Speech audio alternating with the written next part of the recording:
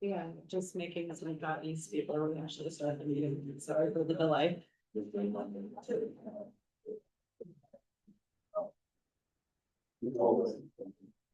Yeah.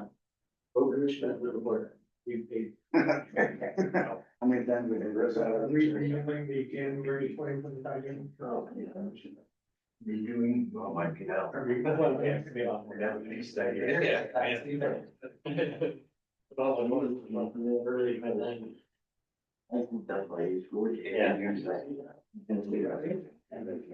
Well, and that's not.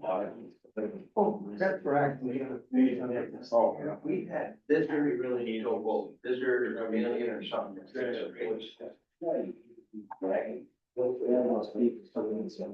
I want to say,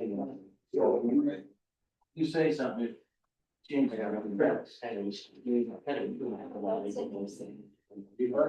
We've had it for a long time, right, I think, you know, which. You're allowed to. Changes the tax. Like This is the recording. tax. Like you train this trade. Problems tonight for all three business. The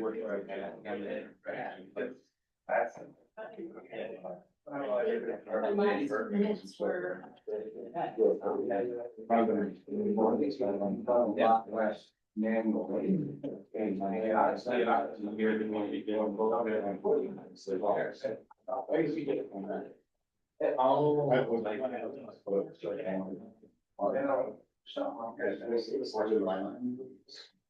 Spurred.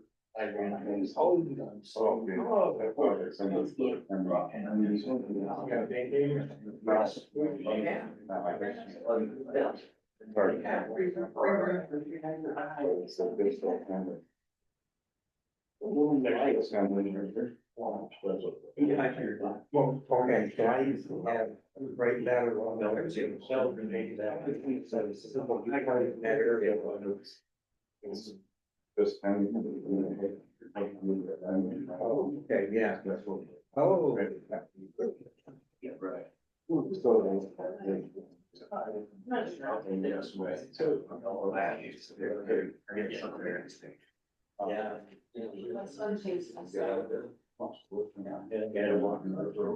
Yeah. First time, you know, really had that about here. It is ridiculous. Yeah.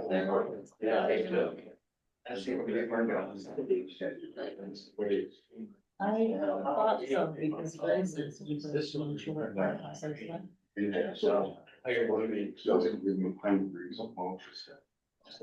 Yes. Okay, so everybody ready? Start.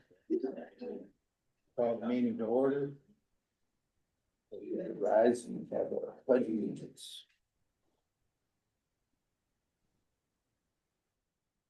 Pledge allegiance to the United States of America, to the republic which stands one nation under God, indivisible, with liberty and justice for all. Heavenly Father, we thank you again for another night to gather together to do the business of the township. And Father, tonight I just want to pray your blessing on our trustees. Lord, thank you for calling them and raising them up to do the work of a trustee. I pray that you give them wisdom and guidance in everything that they do. And Lord, just give them favor with the community and help them to do this work with integrity and to the best of their ability. We pray for our supervisor tonight. God, thank you for all of the extra hours that he puts in without pay, just to help our community, just to do good and to help build us. And we just pray your blessings on him. God, continue to give him the strength and the wisdom to do the work that he's doing and give him favor in the community. In Jesus' name, we pray for our treasurer, God, and her deputy. Thank you, Lord, for the work that they do in collecting the taxes and taking care of the finances for the township. And we do pray, God, that you bless them in the work that they do. God, we pray, Lord, that you give them wisdom and guide them as they do their work and help them to stay on track and keep on task and to continue to do their work with integrity and kindness. And I thank you, Lord, for the opportunity to be the clerk for the township, and I do pray that you help me as well, in Jesus' name, amen.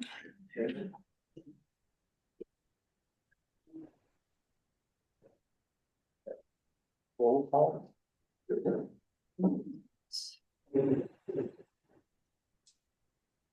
David Cost, Here. Bob Underhill, Here. Jim LeFew, Here. Christine Johnson here, Michelle Jackson. Here. So much stuff today.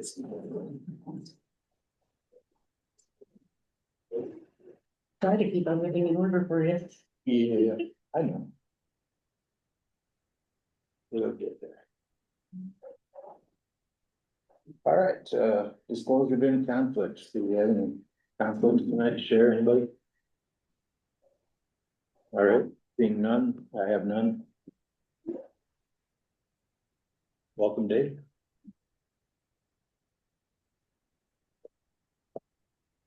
Okay.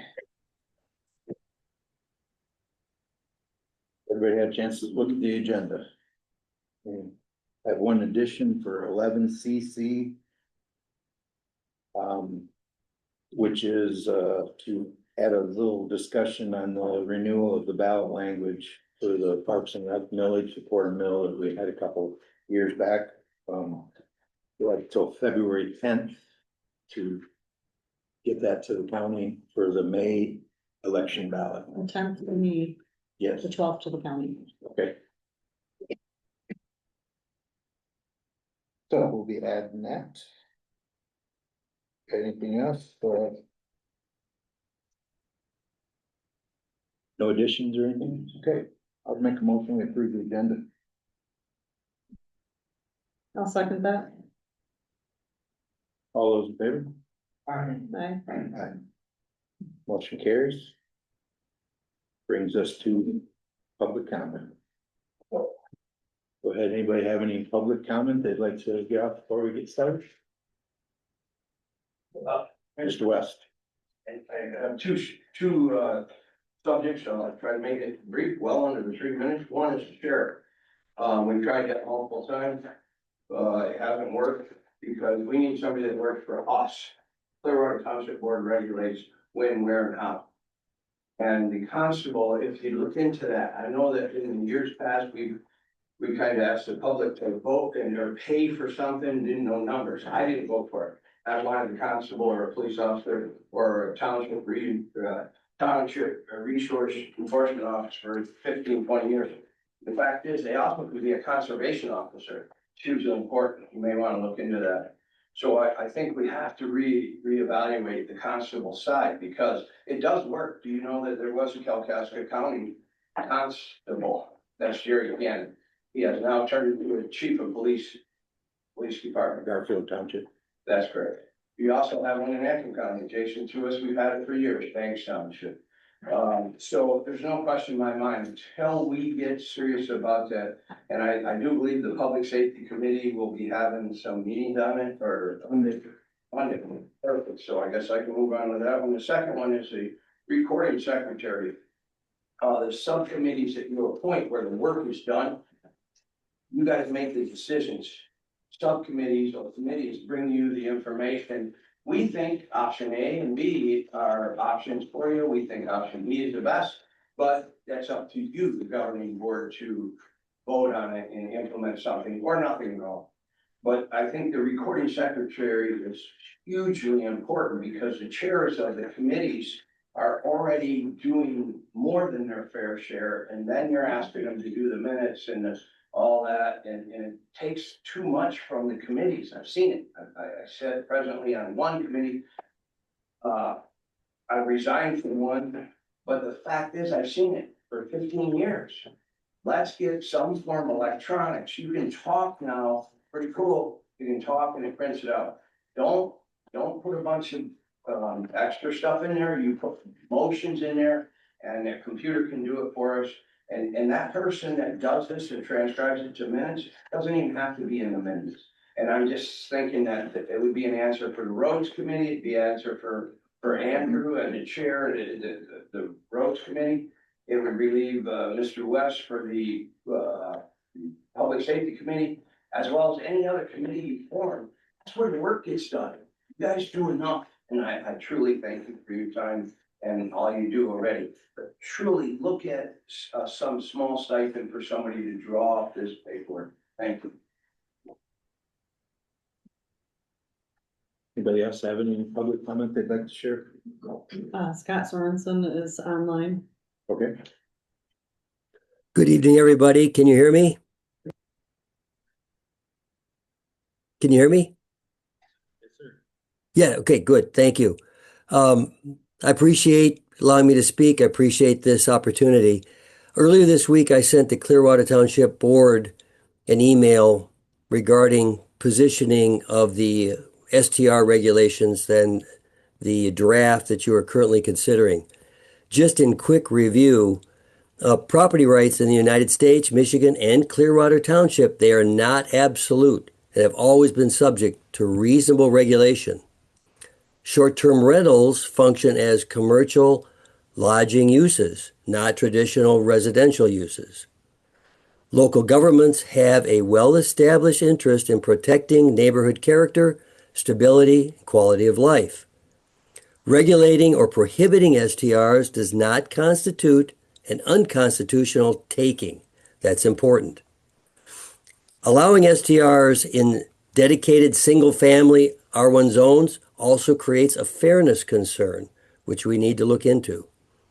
Communities also have a legitimate interest in preserving housing supply and affordability. Zoning authority is constitutionally delegated to local governments. They're best positioned to evaluate all the local conditions.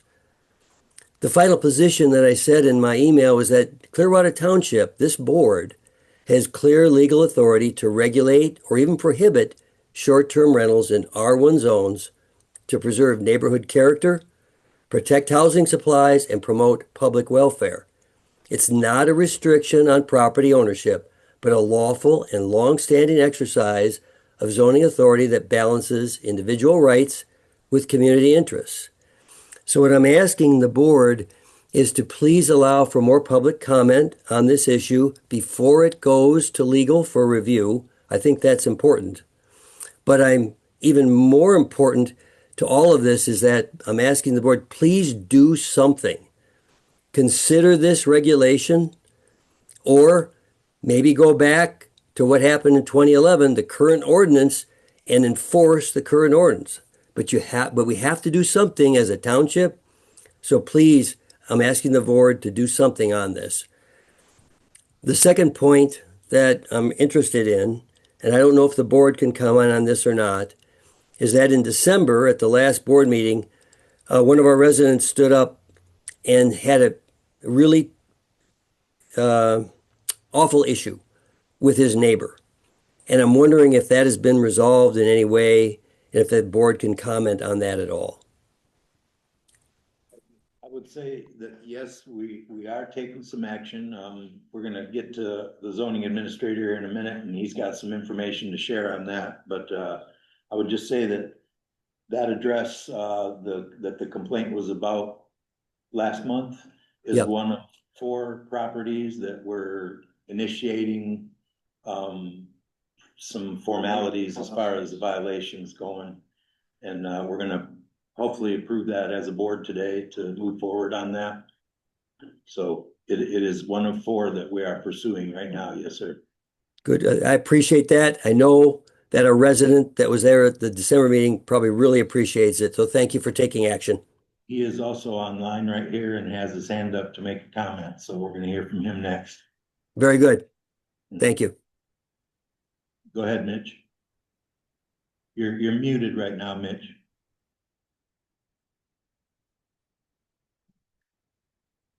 You have to take yourself off of mute, Mitch. There Yep, you go. I got it. Can you hear me now? Yes, sir. Okay. Yes, appreciate him checking in on me. I was gonna do the same thing, it's been a month and we're still here. Nothing's changed. It's about the same. And I know last time you guys asked me, and I just wrote these up, but I forget the lady's name. What ordinances he's breaking. Well, one is ordinance 29, and that's effective from 2019. And from your records, the first offense is $100, second one, 250, third one is 500 within 2 years. Well, we've done this in a month. So, I mean, he should be at least getting fined. And you can find that in section 4 on all the things that he's doing wrong. Another one is ordinance 16, and you can look at point C and D, which I just highlighted because those are the major ones. But yes, all these things are still happening. I know your ordinances are overdue because it says that the supervisor, zoning administrator will handle these, and an officer. Well, we don't have that officer anymore, so I just want to make sure you guys are following up on this. Still running a generator 24/7 to power his house. That who knows when that's going to burn down again, because no one ever checked the wiring or anything. Or I don't know how the township fire department allowed him to go back in there without checking it, scoping it out. But yeah, it's the same thing from me, and I just hope something's being done. From the last meeting that I had a month ago, I've had a lot of calls. I've had a lot of Facebook messages from people around this neighborhood that said, thank you, Mitch, for stepping up. You know what? I'm going to hit the meetings. I'm going to do this. And I'm just like, yeah, we got to come together. We got to fix the problems. And, sorry I couldn't be there today, but I got my kids and here we are. I would just But like yes, to that's add- all I got. So if you want to look at those ordinances again, I couldn't go through them all tonight because I just got done working, but those are the ones that hit me in the face, and that's what's happening. So Mitch, I just want to add one thing to what you said. We did. that's all I got for you guys. Yeah, can you hear me, Mitch? Can you hear me? Apparently not. I know. I don't understand this phone. No. That's all I Are got you- for you guys. Can you hear me? Yep. Okay, I muted him. Did you guys hear any of that? He unmuted, yeah. All of it. What I'll Honey, just I know, pass trying. on is that we did contact the health department about possible, condemnation or inspection or something after the fire, and I'll let John respond a little bit. That I don't think they do that. No, the health department said that's outside their authority. They referred me to the buildings departments in Kalkaska County, and guess what they told me? They don't handle it either. Unless it's a well or septic problem, that's where the health department gets involved.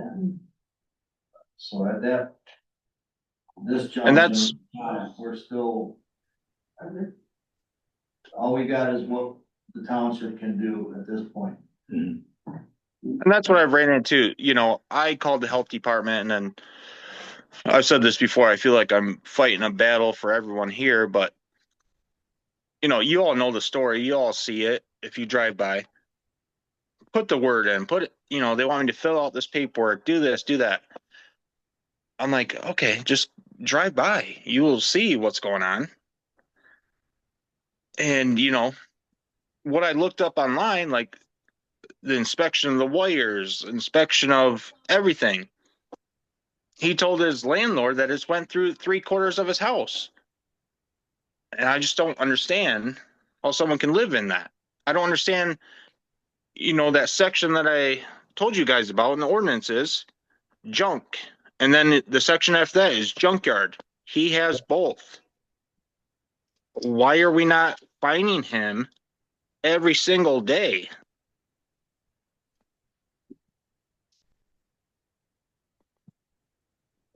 Well, I can tell you, we're gonna start that process this evening. That's our intention anyway, so. Yeah, and along with the other ordinances, I can hear a generator running inside my house right now. And it's closest to my kid's room. It's just, I just want to see progress. That's all I'm looking for. And thank you guys for your time again. Sorry I couldn't be there. But yes, thank you for everyone reaching out. And yeah, hopefully we get something done and make this community better. Thank you, Mitch. Thank you. Any other public comment, Grace? I have a couple things. There's been a generator mentioned that he runs at 24/7. Correct. That is true. That's, Oh, I've observed that myself, yes. where, is that his generator or is that somebody else's generator that was loaned? That's my generator. And he did let me know that he is waiting on inspection from the utility company. He does not want that generator running himself. It's costing him $40 a day in gas just to keep that running. He can't afford that either. So he is trying to get that taken care of. And my other question is, the minutes, they're not being posted online in timely fashion. We're trying to clean up the minutes. Turns out when they got transferred over, there were many months missing and there's a whole entire file that's just agendas instead of minutes. So I've been working diligently at that. So I haven't caught up the most recent ones because I've been working on the older ones. Thank you. I refer to that a lot and go back and use and there's nothing there. If ever you need them, they're in the office and I can email them to you. Be happy to do that. I think we should get them on the website. That's critical. The most You recent know, one. I'm pretty sure if I'm not mistaken, didn't we appoint Dee to take care of the website? No, I thought that was something we voted on a long time ago, was that the website would be, that's to take care of website, not to post the minutes. oh, not to No. keep it up, just to, Motherfucker. I guess I misunderstood that. I'm under the impression that it's clerk's responsibility to post the minutes. And what transfer did we have, what transition did we have that we missed that we're catching up on the website? Was it updated or something? No, when they built it, when we switched from the old website to the new website, I didn't realize that they had messed that all up. So I was looking back at past and getting ready to post older minutes, because that's what's requested. I only saw And- through October, I think October, were the only ones I saw up to. I did want to circle back to, the gentleman, on Pond Circle. I did drive by there and, there was piles of stuff outside.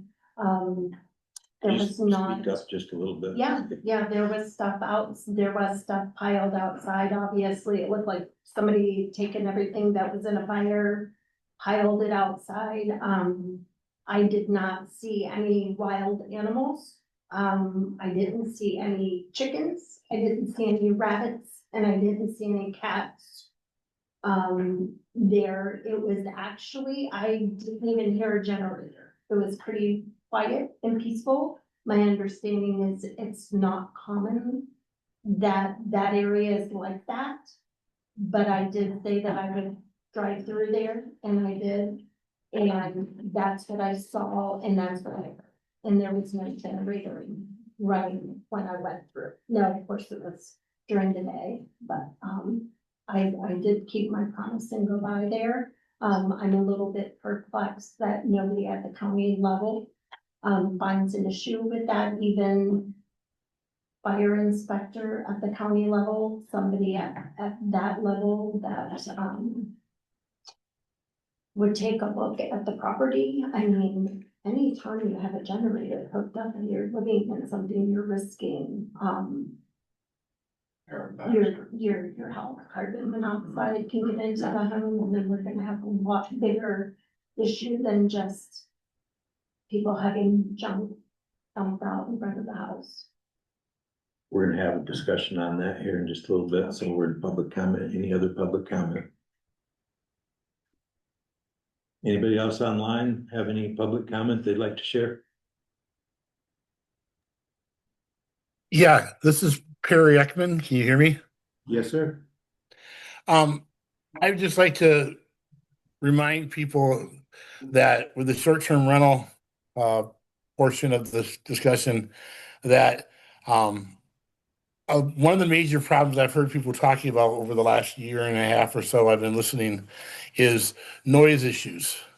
And if noise is one of the top two or three items on the list to try to address, that really shouldn't be addressed in a short-term rental. That should be addressed as a zoning ordinance because I know in my little cul-de-sac I live in, noise is not a problem. I mean, I've never had an issue with it, but clearly the noise comes from the local year-rounders way more. I mean, we only have a couple rentals on my cul-de-sac, but it's not even close. So if noise is a problem, if you're going to the trouble of trying to fix the problem, I don't think you want to start with short-term rentals being, like they're the cause because I really think, in what little I know, that there's more problem with year-round people or families of year-round people. It's not necessarily year-round, but the families that own the cabins, the owners. I shouldn't say year-round. Owner people have a problem much more than I've seen with rentals, but my viewpoint is pretty limited. That's it. Thank you. All right, if there's nothing else, we're gonna move on. We do not have a deputy here with us this evening, but we did get a report from all the incidents and that. It's never a short list. It seems to me that the addresses that appear on here are like, I could go back 6 months and look at, and it's gonna be the same addresses where we have the problems.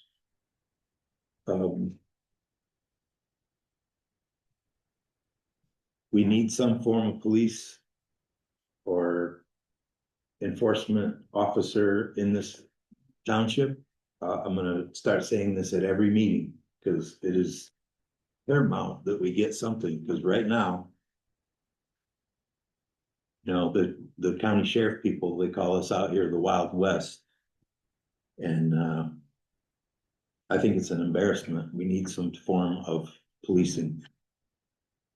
Whether that's a millage and a private thing that we pay for and administer, or heaven forbid, we re-contract with the sheriff's department, but we need something. 911 calls. These are where an officer was dispatched and there was a incident number created. There may be more calls than that, but these are the ones where there's actually an incident number that was created. All right, and Mr. Truman Bickman, our commissioner, came in the office earlier today and he had nothing new to report, but from what I understand, there's quite a bit of new stuff going on at the county. Our current sheriff was appointed the county administrator, and he's gonna fulfill both positions. Don't ask me how he can do that, because he'll be his own boss, but I'm sorry. That- he is the county administrator. Dave Schaefer was resigned, forced resignation. And our sheriff is now the county administrator and the sheriff. Okay, so move on to approving the December 18th minutes.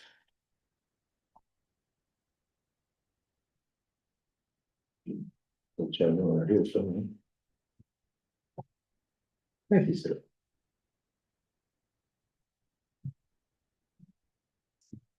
Any corrections or mentions on the December 18th? Like some clarification on one thing on the minutes, Okay. and that has to do with, our new deputy clerk that is supposed to be sworn in, and also, an election assistant. Do we have a job description for the election assistance. My understanding that hasn't taken place, but when I went back and listened to the meeting, January 1st was that transition date. And my understanding is, that hasn't happened. So, I guess a time frame of when that's happened, and if we have an actual job description of what an election assistant is going to be doing, that's going to require 10 hours a week. I just want some clarification on it. Election assistant is hired to do election work only, so she's working on, like, there is no written job description for it, but she only works on election stuff, so she's working out on clearing out records that are no longer required to be kept, because they have to empty the ballot bags and boxes, destroy that, and then take the bags and boxes back to the county, to the Board of Canvassers to have them recertified. So that's what they're working on right now.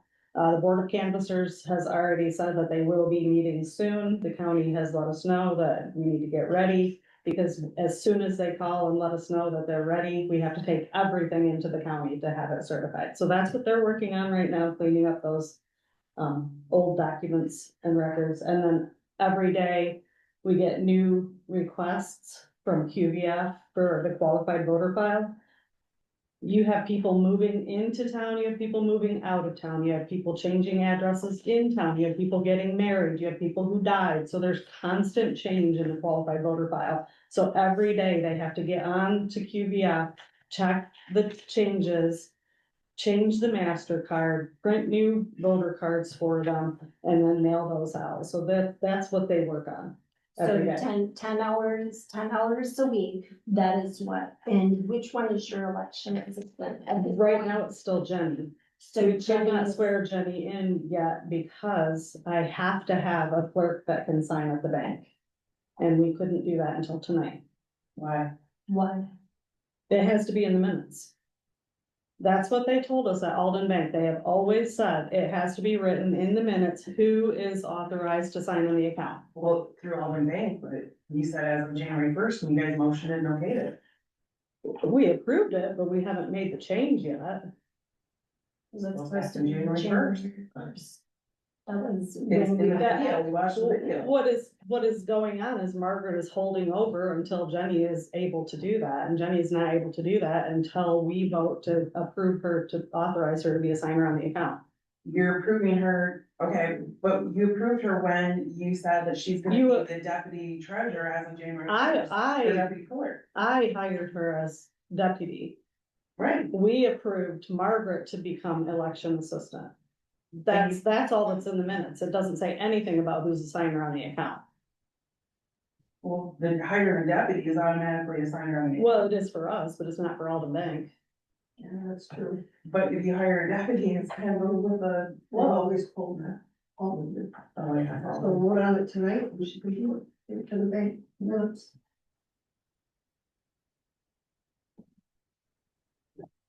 Okay. Did that answer all your questions? I'm sorry, I was trying to do something. Well, I do think that it's important that,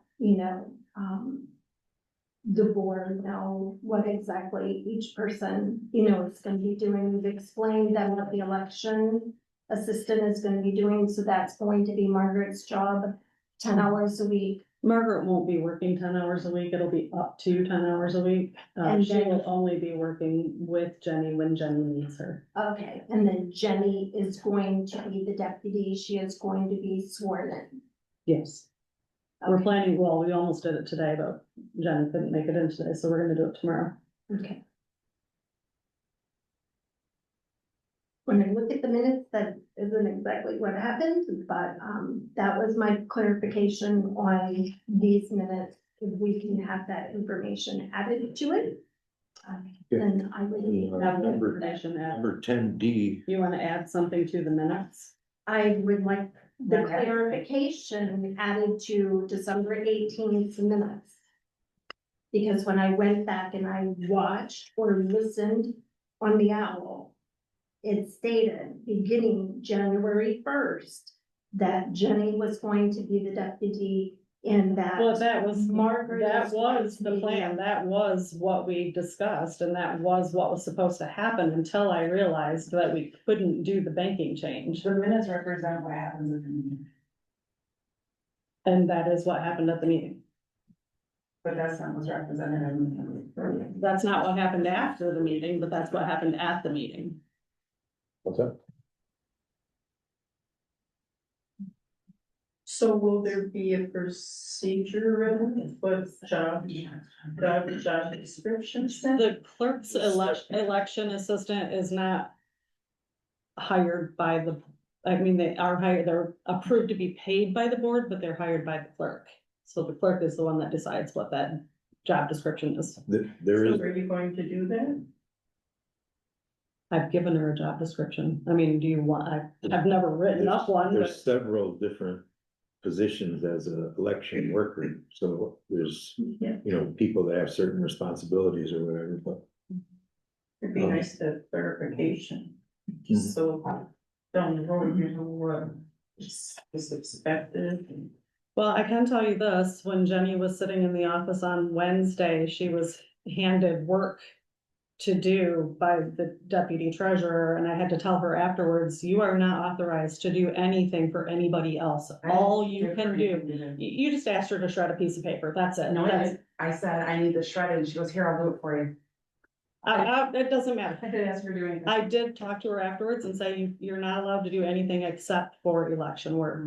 And same with a deputy clerk, she's not allowed to do any work for anybody except for the clerk's statutory duties. And I've had to let them know that. That's all you can do. Procedure, so they're clear.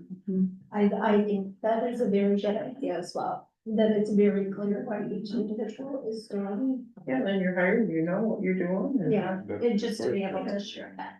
Well, she was hired as election assistant in order to train on elections, so that when she takes over as deputy clerk, she will know what she's doing. So Okay, it wasn't really as so much being hired as election assistant as it was being hired to be trained. okay, so do we wanna make a correction on the minutes for? There was no change on the minutes. Well, according to the actual meeting, January first, the change was supposed to happen where Margaret Stan was to become the election assistant and Jenny would be the deputy. So I do think that either that correction or clarification should be in the minutes that we approve. So where do you want that and where, and how would you like that written? If you're It making, would be just clarified that, you know, that did not happen and that, you know, we're. but that's not part of the voting on minutes this though, mode. that did not happen is not part of the minutes. The minutes are only what happened at the meeting. Correct. This is what we approved to happen at the meeting and they didn't happen. So I'm just asking for clarification to be written into the meeting, But that- even if it's, we voted on it, but it didn't happen in the time frame. If That we're still doesn't, circling that's not back a to record it of the meeting tonight. though, that's not a record of the meeting, these minutes are a record of what happened at that meeting. What happened after that meeting don't go in the minutes. They'll be from in the this meeting. minute. So we're gonna put it in this. You want it in meeting. this, But Yes. you want the minutes from last time to reflect exactly what happened at the meeting, stating that she had said January first. Yes, And then this meeting will show that it hasn't happened yet and that they're gonna vote. so that clarification. okay, so how do you want it worded? Just like it was at the meeting. I mean, we shouldn't have to word it for you, it just is how it happened at the meeting. If we're making changes to the minutes, they have to be clarified right now, Okay, but otherwise they're approved as is automatically.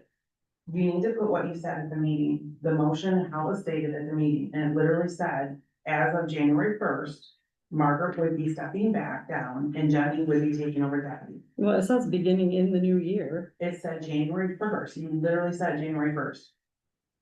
I don't remember saying January first. We did go. Well, you can go back and watch it and actually do the minutes based on the actual meeting. How about this, how about if we defer, Are we gonna, you know what, No.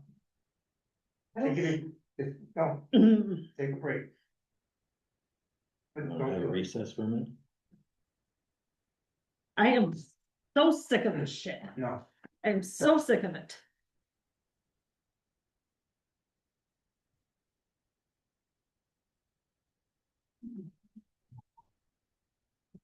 Thinking maybe we should take a 5-minute recess. Sure. So, Sounds good. we'll reconvene in a few minutes. And, everybody hang tight. Sure.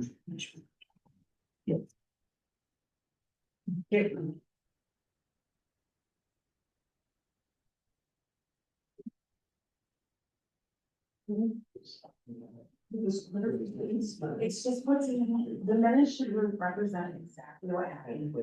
Yeah, they can't put in their idea with their thought processes, it literally seems to represent what happens in meetings. But it's corrected in the minutes tonight. No, they have to approve it, and it has to be corrected, that those are gonna be, that's gonna change. All of this stating is that what she said in the minutes, or in the meeting, no, no, not that it didn't happen.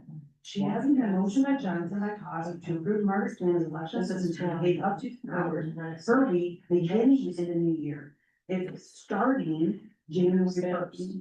And really said January first. That's all we're asking.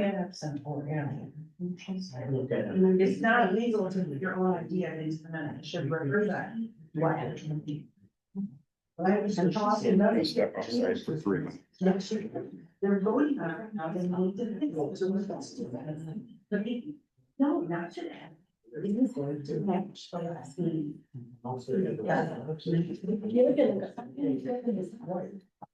These minutes, when the last meeting, need to represent the meeting itself. From the last, from December, these do not. She left that information, she didn't put it in the minutes. So that needs to be corrected before they're approved. Right? And that's what they is what you said in the meeting. But I wasn't in part, very after it's approved, you have to have them published. Yeah, and you can't approve it without that, you can't get it put in there. Because she doesn't. What I see is you approve the minutes And that's what. as what was done on the 18th. And now it's done. And she didn't. Yes, she did. Just after we have done our meetings. That was her intention, that's what was in the minutes. You can't change what was Unless said. you take it from here. She would put it in like the 7th. It needs to be ready. She said it needs to go in. Yeah, I did research. It was in the meeting, we're actually there in December. So it's not in, it's not represented always. I'm not, it's not there. Yeah, for me, it's a stage in the street saying, in my ear. Oh,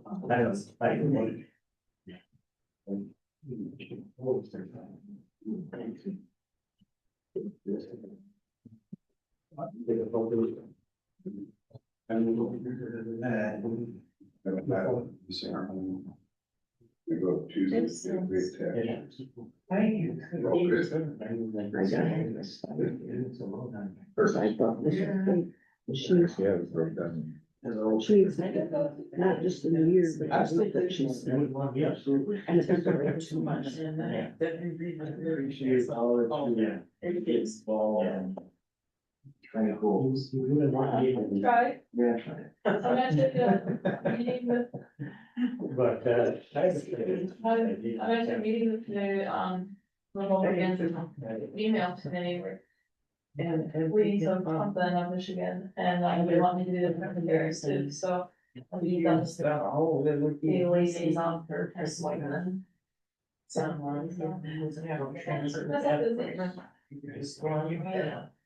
For them. Thank you. Because I read it. That's what you're forgetting. I think I got it worded here. I can just play once. Approval was voted to allow Jenny to be sworn in as deputy on January 1st and for Margaret to assume duties as election assistant. at that time.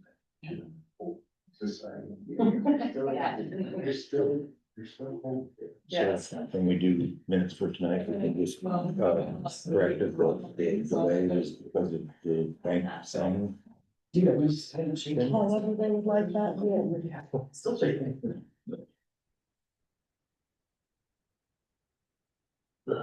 Bob promised me less than 3 minutes, so when he gets back, we'll continue. Grace, I can let you know right now that I just updated the website and the minutes are on it. Thank you. You're welcome. I just find it easy to go back online and look things up rather than to ask and then end up having to look for you and. Much more convenient.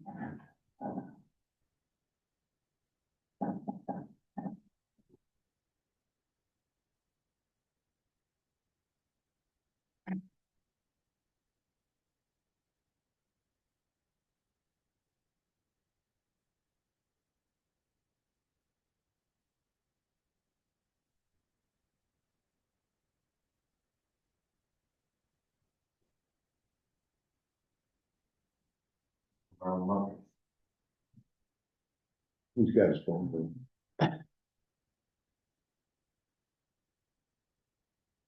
Andrew, you're busy at Monday nights for Thursday nights meeting.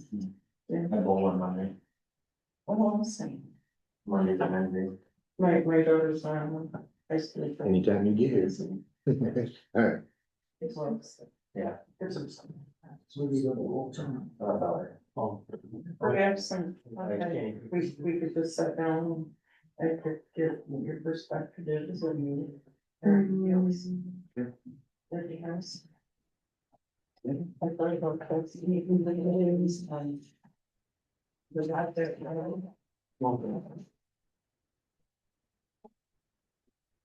Okay, go ahead and call the meeting back to order. I have some wording here for potential correction to the minutes. Just to add in the clerk's report that the approval was voted on to allow Jenny to be sworn in as deputy on January 1st and for Margaret to assume duties as election assistant at that time.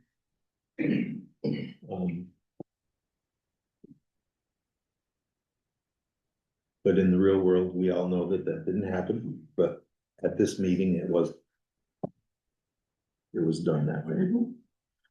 So with that correction, I would make a motion that we approve the December 18 minutes with the corrected wording. And second. All those in favor?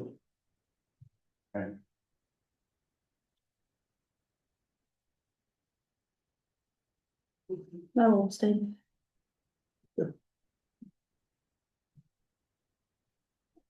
That, just go ahead and give that to you if you want. Put the wording in it. Yeah.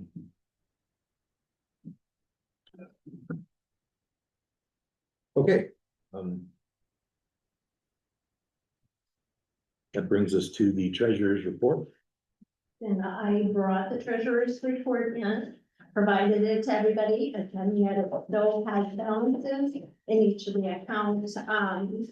When we were last speaking to Ally, she was working on the reconciliation and she would circle back with us when she has those complete.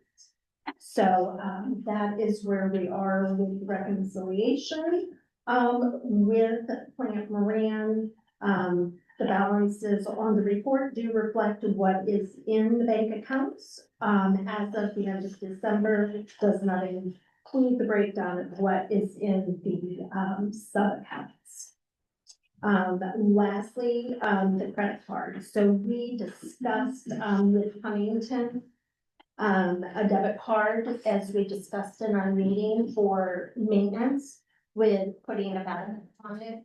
And according to Huntington, we're unable to do that with the debit card. So they recommended a credit card. Dee spoke to the actual person that is our representative with Huntington.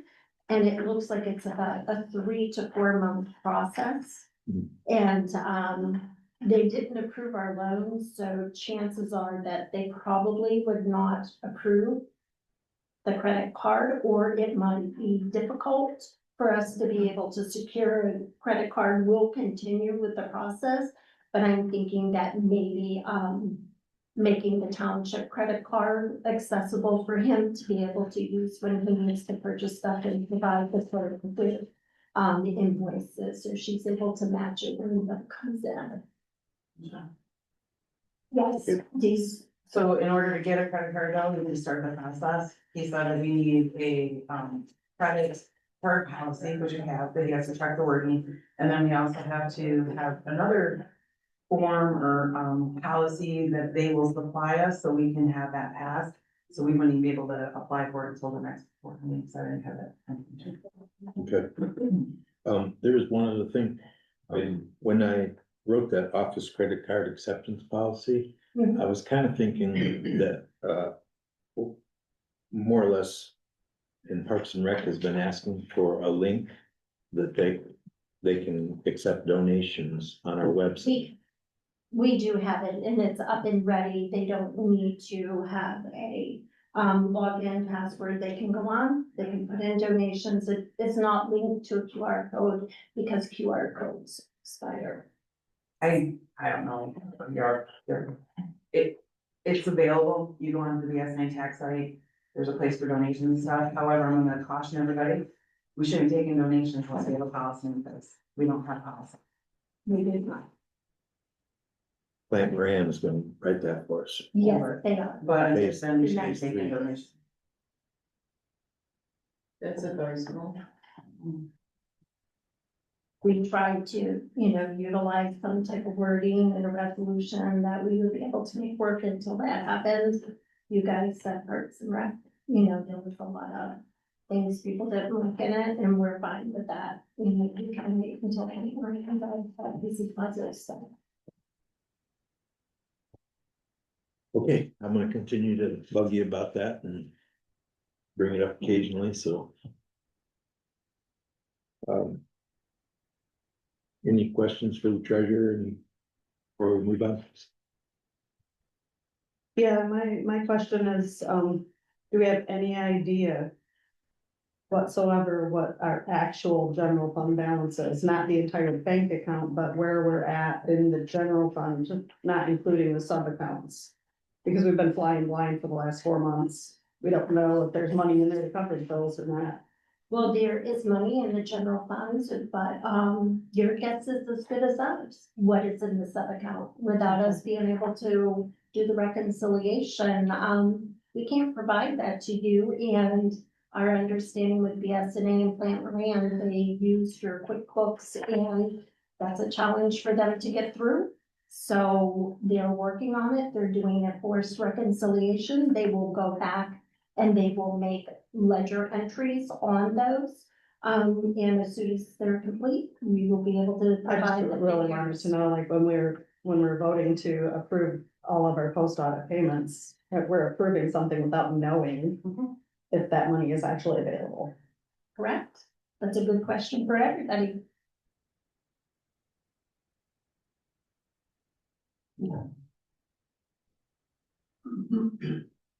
Will be nice when we get that reconciliation done, for sure, my gosh. And it Can't is work on a literally- budget. It's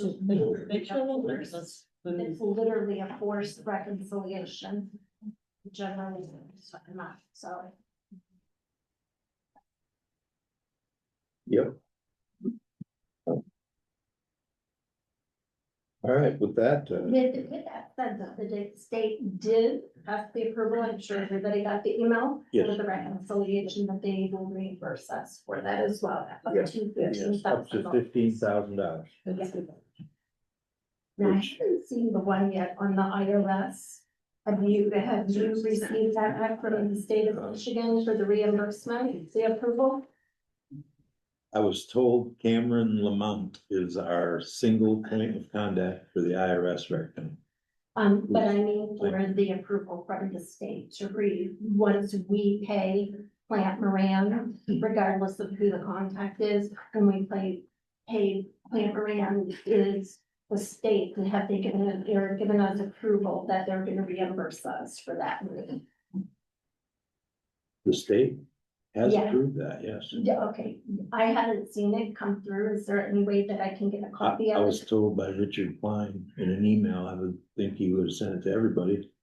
Can I get a copy of it? Yep, Okay, I've just been trying to keep it all together so he's that like, I know it's like where I. good news. It was right before the first of the year, I think, when he That, sent that it. is great news. Maybe they I'll- would agree to pay our penalties and fines and interest. I'll, look that up here while we discuss whatever, but, Okay. okay. With that being said, we can move on to the clerk's report. All right, I did talk to Jim about supervising with you about taking off item A because, the clerk no longer does a balance report statement. So we are not doing that. You have your check detail report. There are no checks for approval. There are regular post audit bills, nothing out of the ordinary, but there are $18,529.10 in payments gone out of the general fund. $5,414.96 out of the fire, and then only 300 out of parks.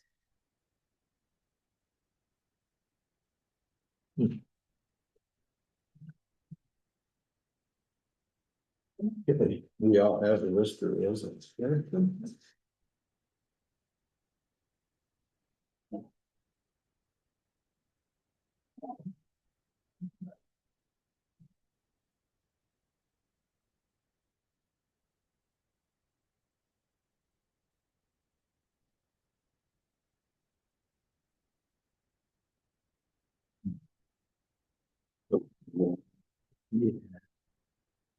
Just-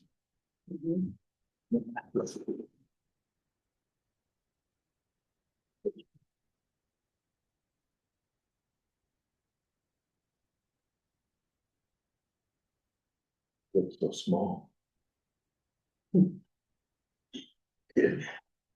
That's what I thought too, when I was doing the bills, wow, there's not that much. Mhm. Which is probably gonna be a thing. Joanne? On the Centerra's bill, is that the same every month? Is that itemized out? I know at times they were paid, charged $150 an hour. So is it broke down when you get that, or they just send you the bill for the whole thing, so you can monitor that and make sure you're getting what you're being charged for? No, it is not the same every month. It is different every month. And yes, there is a breakdown on there of what they charge for. It does vary a little bit month to month because sometimes we'll have outages and they'll be working those outages and sometimes we won't have any outages, so. When It we does vary. figured it was 40,000. It was 40,000. Yeah, it's gonna be back then, you know, like we started out with so much down.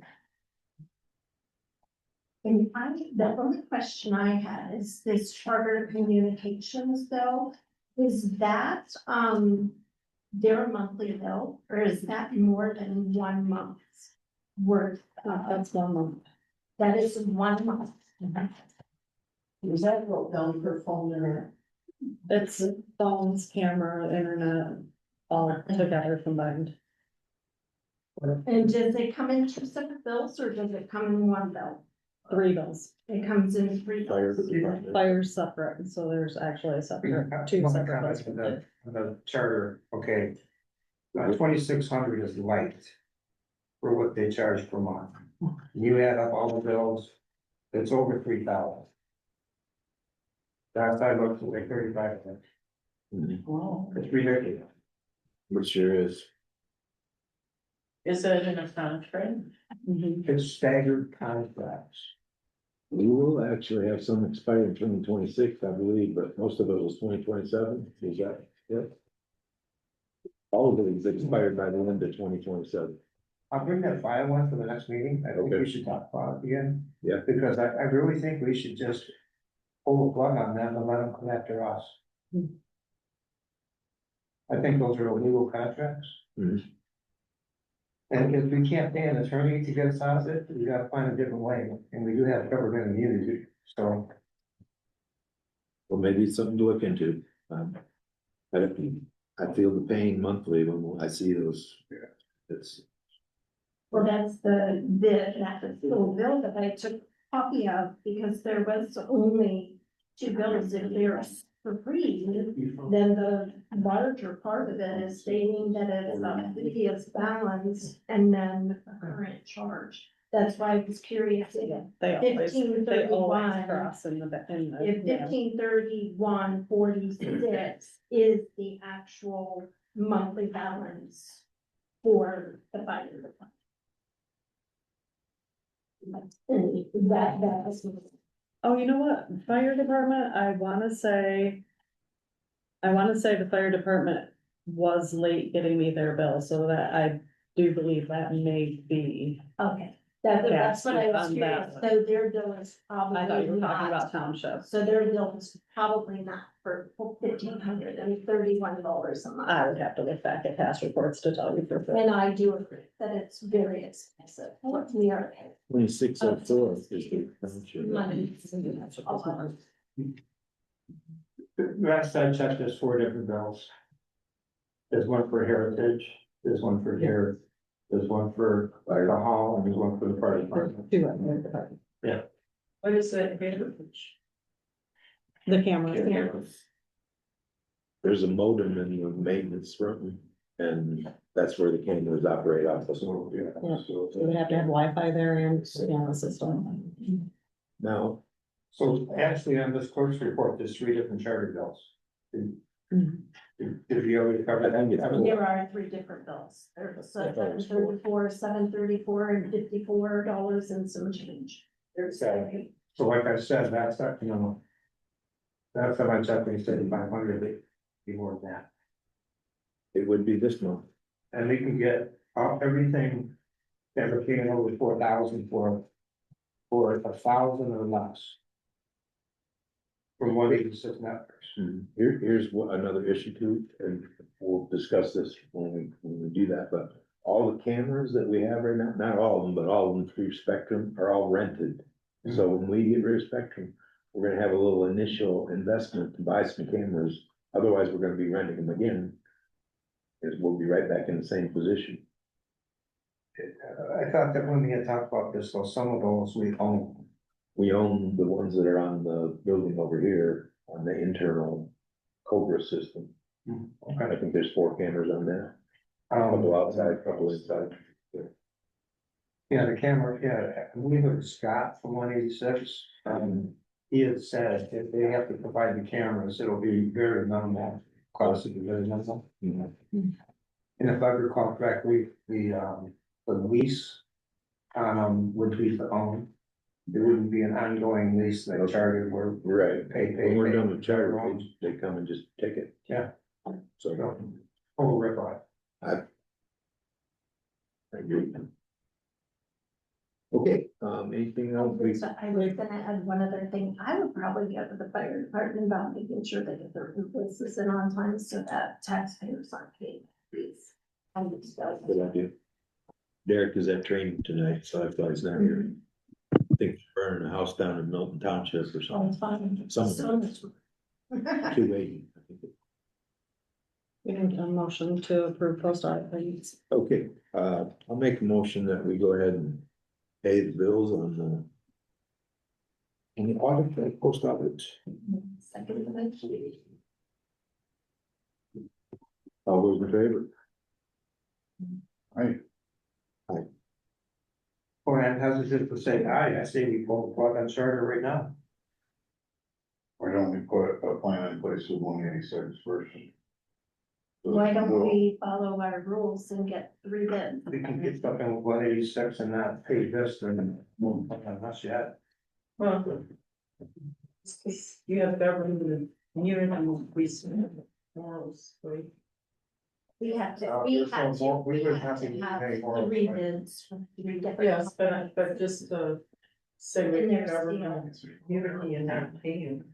Yeah, we can't not pay our bills, cannot, pay late fees, things like that, that's taxpayer dollars. is that fine? We did have a couple different options. I know, if we could get a true stream quote. There was another gentleman, elevate.net. Chris Schaefer, he Yeah. actually reached out to me and asked Yep. if we had made any decisions at this point, because we were looking for 3 sealed bids. Right. And if they're unsealed according to what we have in writing, then it disqualifies. I think what we need to do is to get a proposal of what we're needing and asking so that we can give it to multiple people to get the bid. And whether you Each of them. chose Chris Schaefer or not, he would be willing, because he did go over everything rather thoroughly with Yep. you, what we were paying for, that we really shouldn't rent versus just buying the longevity of the modems, Mhm. and how you kind of get roped in with like the spectrums of the world instead of getting the new and. His approach was to have one internet connection and to beam via antenna to the town or to the fire department, Freedom Park, Heritage Park, Mhm. probably all the way to Patriot Park. Yeah. And then, But I'm sure he'd be willing to give you recommendations without, it being a promise that he's chosen, all right, I think that's something for another discussion probably is the Mhm. whole changeover process. But I just like to say you're talking about True Stream, is it? True Stream is another one that just came into town. 186 is in Rapid City, and they have employees that live here Mhm. and work there. Mhm. I don't think anyone's gonna beat their prices. Then we'll have no problem deciding who the bid goes to. Yeah, and they have to be sealed, because my understanding, if they're unsealed bids, it disqualifies that bid. So we have to make sure that they're sealed bids and are opening them all, because then it looks like we're providing favoritism to one person or one entity over another. I And don't if think this they are township's that ever less followed that. expensive, then Occasion. it would be an easy choice. Well, one Well, more we comment, discussed it when we met before, that we would have 3 bids. Jim, one more comment. Yes, sir. All right, so It's a policy. when I talked to an account manager at Spectrum, who has worked with them, I believe 15 years, and worked with another company 10 years before that. Mhm. He said he's never seen such a ripoff. The person, Stanley Baldwin, I believe his name. That's exactly, yep. Excited. They get commission, okay, he said he's never seen such for a small community, a Mhm. small government municipality to be charged so much, and for this contract to be staggered, and he works for Spectrum. Mhm. So, as far as morals, they don't have any.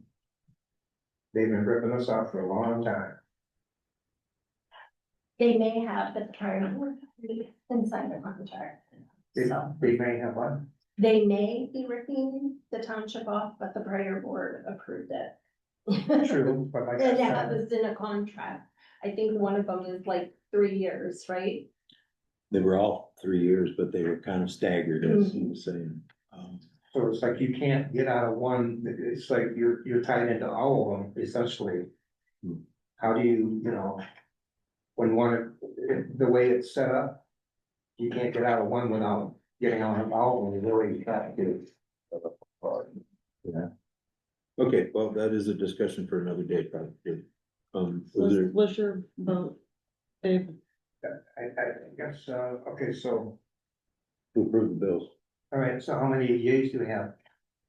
I mean, we gotta pay our I think bills. everybody said that. I'm gonna be named. Okay. I was starting. The other bills we have. Okay, Are we paying our bills? yes, that motion carried. Okay, any other questions quickly for the clerk before we move on? Everything that was already on there has already been talked about. Okay. All right, I have a report from the fire department here, quite a busy, 2025, 359 calls. Whereas last year there were only 232, which is a 42% increase. And, There's some interesting, dance. There was a request, Derek said he was going to be making it, just heads up. He wants to increase the limit on his visa for the fire department. Because their limit is too low for most of the things that they purchase. What is his current limit, do you know? Yeah. What is the five policy that he is found without approval? Not sure. No problem. Okay, moving on to the planning commission. You should have all received a copy of, Yes. a joint meeting with the ZBA for January 5. In your packet there, and I have nothing to add to it unless Bob has something to add. The only thing I would point out is that we did set our meeting dates by resolution, and we have a new meeting time now for the planning commission of 6 P.M. when we are meeting. We have discussed this and we're hoping maybe we can make all the board meetings, all mini meetings, 6 o'clock and, obviously that's a decision for Parks and Rec to make and the road committee to make, but There seemed to be a lot planning of commission and regular board meeting. moving at this. There seems to be interest in doing that.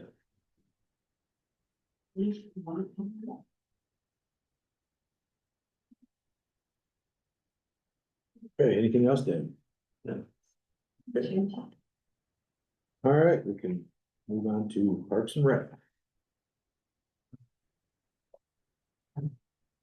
Okay, we have couple things. Everybody received an email from Dave a couple hours before the meetings with 7 pages of notes and things and if you read through it literally it starts with we and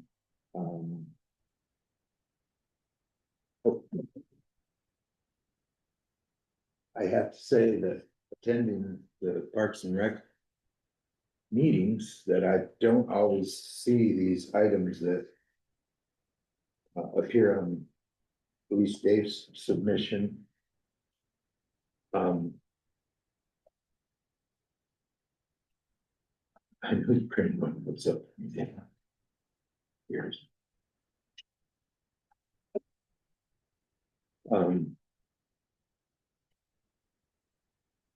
There's some good things going on here. I don't know that these are readily discussed at the Parks and Rec meeting.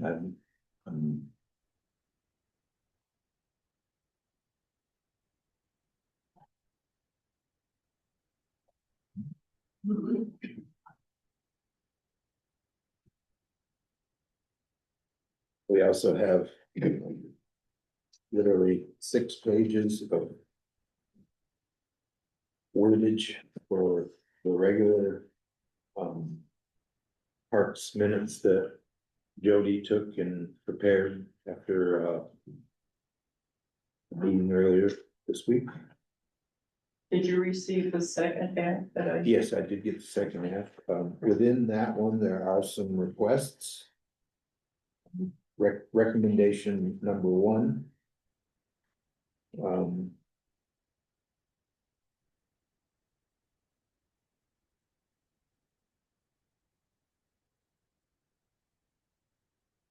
Okay, this would be on the collection of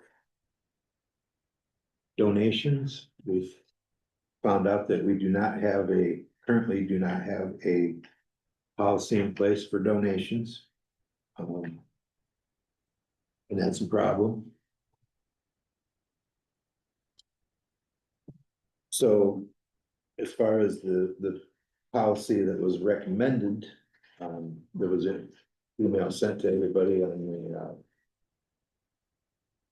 donation and fund handling policy. Was mentioned at the board meeting that none of the Parks and Rec people, and it's a committee, okay, but none of the Parks and Rec people are bonded. So there's hesitation to want to handle money. And I fully understand that. There was maybe a recommendation to have a lock box where donations could be, received. Obviously, somebody's gonna have to be responsible for the location of the lockbox at all times. But rather than physical money, lockbox would be a way for them to receive donations. But again, we don't currently have a policy in place for donations, so I don't know how we move forward on that until we get a policy. We have. Which will be the next phase with Plant Moran, is setting that policy and procedure and where they need one for donations. So the other was something that would be able to, work now until that happened. But if everybody is against it, then, we're fine. Well, that's why it was mentioned that they would like to, advertise for donations and use a QR code where people can, link to our donation page, which is now up and running on the website. You just have to remember QR codes do expire. But It's those making donations, if you don't have a policy in place to receive donations, we don't have a policy in place to do fundraisers. And the way the fundraisers can handle this, I understand it, I haven't done any see it, so I just think it's a liability all around. And for me, because Parks and Rec is a committee and we are a commission, it's going to fall on the township that we are liable if anybody, questions they are doing this and you don't have a policy. Yep. So, and I'm fine. I mean, I'm not a guru of writing policy. So, Dee's not a guru of it. We try to take into consideration. You're a guru of it. So we try to take into consideration everything. Well, I just want to interject when you guys are talking about policy, but you better have a license to solicit before you do anything with the state of Michigan. And if Plant Moran isn't aware that you don't have that, you need to tell them that you don't have that. when you say a license to A solicit, license to solicit. You have to be licensed with the Attorney General in the state of Michigan to get donations in a nonprofit. It's an annual license. You have to apply for it. You have to renew it every year. It comes due on June 3rd. And So, we're aware of the donations. We kind of find out after the fact that people got donations for stuff. yeah, and the proper practice would be to return those donations. You are not legally authorized without that license. And that would be if people are donating food and things like that. In kind doesn't necessarily mean I'm talking about cash. Okay, cash equivalency. just a question, okay, is that for over $500 donation? It's for any. Any donations, okay. You can't, Because I know there's solicit. That's what it is. It allows you to ask. And you don't have it. So you need to be quiet until you get it. Oh my.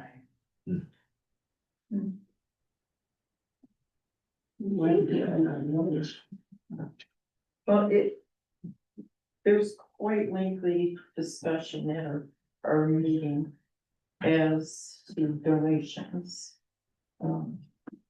There is nothing in place to two people count the money together. There's, no records being kept as who donated what, when that donation was deposited with the treasurer, deputy treasurer. There's nothing is,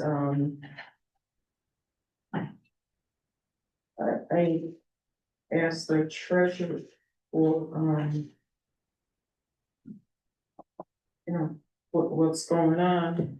And so this is, and my feathers were ruffled, so when I get ruffled, I be quiet and then I research. It is not the treasurer's job to keep track of who donated what. It is Parks and Rec's job, and that's per law. And to follow, there's their state laws. It kind of comes back for the same thing. If you take money, you have to keep or anything for that matter, you have to keep a record of who, what the purpose is, dates, names, your name, date, you know, and date, sign and date it. It's a simple little thing, but looking back, here's donations for December 11th for $100. November 3rd, 450, 11th, 3rd, 39, July 7th was a tax. From taxes, and then again in September, 300, 489. 4333. For what? There's no record to say who deposited with a treasury and where those funds came from. We can't find that. The 4333 was the money with, for the people that had to review. So in our world, there's no, or nor has there ever been, to my knowledge, any record keeping. It needs to be some. I don't think it has to be a whatever, just a simple, Well. who gave what, where, when, you know, type thing. We did provide a receipt book, a Clearwater Township receipt book. But obviously those are not all coming to Parks and Rec, which.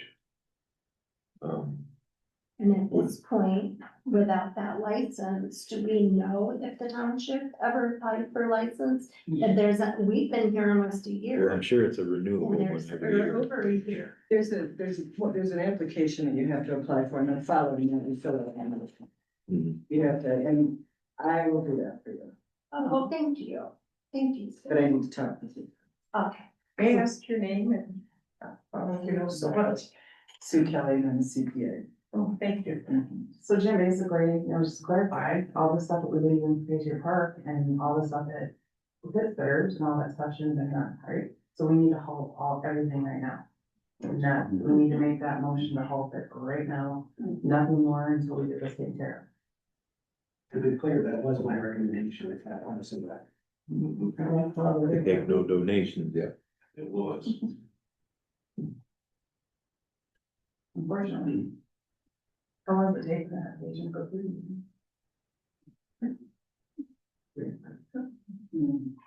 That's long.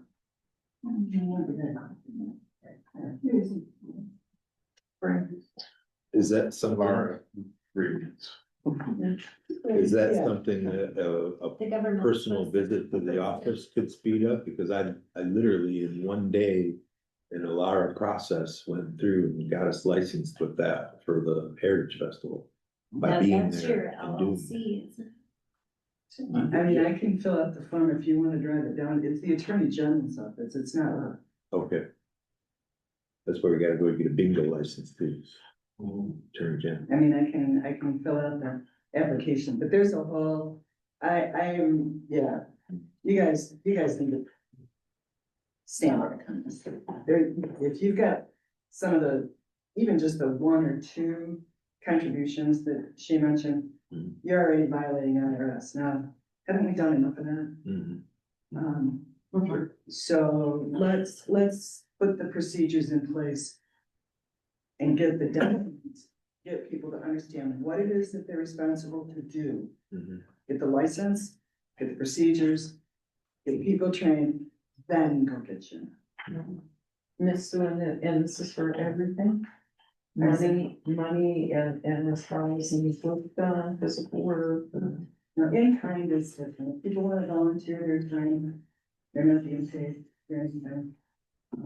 Then that's fine. But then I'm we, talking about donations coming in, not food, money, cash, contributions, cash equivalents.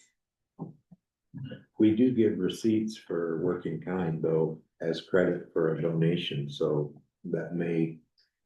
No, it's more, I mean, I think there might be a line on the application where you have to ask, where they ask you if you're doing in kind. I'm not really sure, it's been a minute since I've looked at this. Sure. But, that's a different deal. It's when you deal with money, you better be careful. Okay, I'm gonna make a motion that we pause all. solicitation for donations until we get the proper license. I would say it. You obviously have a way to contact me on email because we stayed on today, but, I'll maybe, get the form. okay, and, yeah, fill it just out. If you reach out wanna- to me. If you're gonna be down there, you wanna go to the agent's office and see if that moves things along. Well, I have a reason to go to Allegan, so that's kind of down in that general area, so I can maybe do that, but let's first see if it would even help. Cause I've not been to the Attorney General's office yet. Okay, motion is to pause all solicitation for donations until we get the proper license in place. All those in favor? Aye.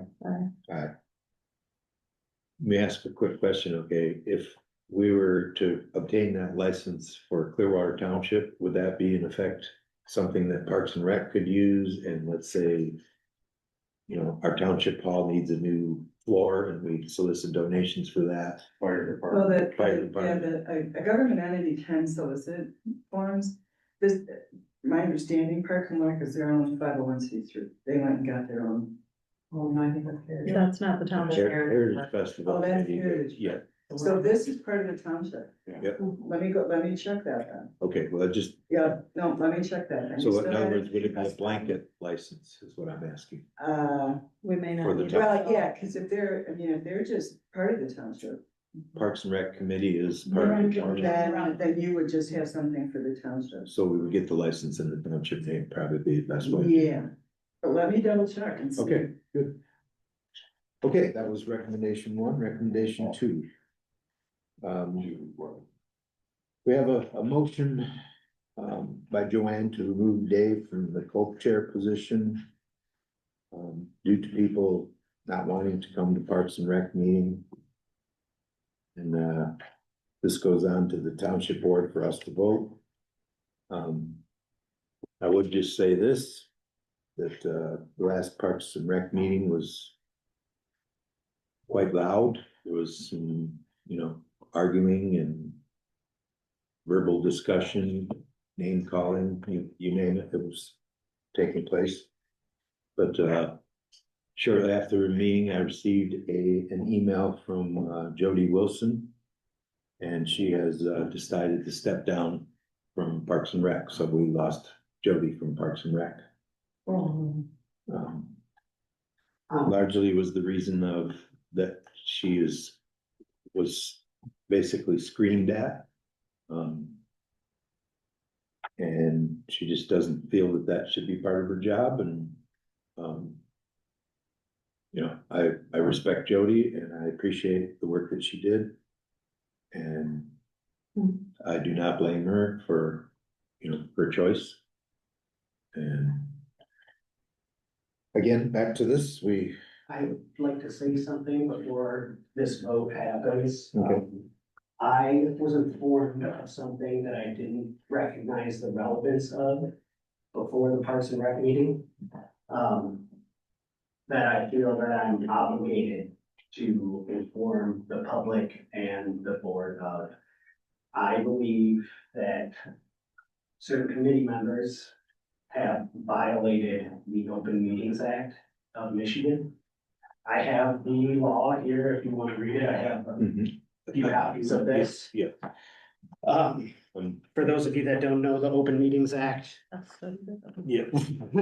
You get trained at MTA on it quite quickly. Well, for the public that doesn't know, the Open Meetings Act is to ensure transparency between the public and any governing body. I only have 7, sorry, as a item on my computer, so you might have to share. I was informed before the Parks and Rec meeting by Jody, because I believed that the meeting was actually happening at the town hall mistakenly. And so we ended up pointlessly waiting over there for a little while. And Jody turned to me and asked me, have you heard what might happen? And I kind of dismissed her as I don't get involved in community gossip and informed her as such. But she informed me that Ann Childs and Grace Leland had the desire and or intention of bringing this motion to remove Dave. At the time, I didn't recognize the relevance of it. And I dismissed it both because I thought that it was gossip and because the restructuring of the committee was not on our agenda. I further dismissed it once the meeting started and there was no amendment made to the agenda. There was a heated exchange between Grace and Dave. I think it was concerning procedure, which is not uncommon. I typically stay out of the personality clashes. That's not something that I engage in. During that exchange, Joanne Childs brought this motion. It was immediately seconded by Grace. In my experience, and I'm sure here, there's typically a beat between making a motion and having it be seconded in case somebody wants to make an amendment, especially if that motion has not previously been discussed at the previous meeting or is not on the agenda. Grace then immediately asked for a vote, and I, again, in the same way that I feel obligated not to, I had to speak up and say there needs to at least be a discussion if we're going to restructure the entire committee. Joanne and Grace took a brief amount of time along with Jody to air what I considered mostly personal grievances. There was a legitimate concern about decorum that I totally acknowledge. And then again, there was a request for the vote. Vote went through. Grace, Joanne, Jody voted to remove him. I did not. I felt like decorum can be fixed. And with his contributions, his many contributions to this community, I thought it could be something that we could hash out. The next day, it still wasn't sitting right with me, that procedure. And so I discussed it with the most knowledgeable person that I know I have access to, which is my mother. She's a 10-year Air Force vet. She also served as a clerk here at the township. And she currently works for the state of Michigan protecting vulnerable adults. So she knows procedure, she knows Michigan law. She immediately said, this sounds like a violation. And so I read the law, and the more I read, the more it became kind of obvious that there had to have been some sort of secret meeting, some closed meeting between Joanne and Grace to bring this motion forward. If you read the law, there is a definition of what a closed meeting is and what is considered making a decision. And the disposition of a motion is considered a decision. And so that the fact that this was not on our agenda and the fact that there was this immediate bam bam of something happening and the forced vote, I feel that it's obvious that there was a secret meeting. If you read through the law, it does define meetings as being able to be had electronically. So you can do that through an email thread, through text messages, phone calls. Could I just interrupt you for just a second? It is possible that they had individual contact or discussion between two of them at once, and that would not be a violation. Now, I'm suggesting that maybe two of them talked and then one of them talked with the other, so that it wasn't like. And I'm not saying that that's not possible. Right, I'm just. But I'm saying that there's an obvious look, the optics of it are clearly suspicious. And so I feel that there needs to be some sort of investigation on that matter, or there needs to be some education given to Parks and Rec Committee on how to conduct ourselves so that we are following the law. And because of that, I think that my suggestion to this board would be to suspend this vote on restructuring the committee until we can have a special meeting where I would hope that we could get as many board members involved and as many public members involved so that we can really hash this out. Because of it, as of right now, I feel that the Parks and Rec Committee is in a real precarious position. And I don't think that we should be removing any of the assets, as in the individuals that we have involved. Let me ask you this, okay, and this came to me today. I discussed it with a couple of individual board members at different times. We didn't have an illegal meeting about this, but I have a suggestion maybe that we, as a board here, could vote to just eliminate the co-chair positions and ask the Parks and Rec Committee to elect a single chair and move forward on that. Like I said, I'm not here to advocate for Dave's character or his contributions to this community. I feel like they speak louder than even he does. But I couldn't not say something about this because it looks bad. Well, I just wanted to add to that, there was always one chairperson before and Yeah. Parks and Rec About always, to but us. all of these that I know. All of the time I've been here, there Yes. was one, and they came to us and asked for two Yes. as a co-chair. So I mean, if the co-chairs, if it doesn't work, it's okay to go back to one chair, but it would be up to you guys in Parks and Rec to choose who your chairperson is going to The be. chair can only be appointed by the township supervisor and board. Which is why I felt like this was a precarious situation in which I had to say something, because I am literally not involved in any of the personal disputes that are going on between committee members. That is not why It's hard to do that. I am. Chair. I am, no, absolutely. And my singular focus is is the Patriot Party, and that has been my singular focus. If I could dedicate more of my own time to do more volunteer work, I would love to do that, but I am just not in a position to do any of that. I want to ensure that there is trust and transparency between the public and all of the government entities that exist in our township. So by eliminating the co-chair, would the appointee be the original appointee? I think so. Then, And then that would May be I respond? Original. yes, It's Josh, I can assure you, Like stuff down. we did talk it's, about You guys pointed it. removing Dave as co-chair. But it was not three of us at a time.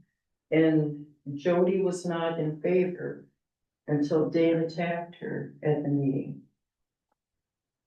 And my reasoning behind this is Dave is a one-man show. He does not communicate with anybody what he's doing, when he's doing it.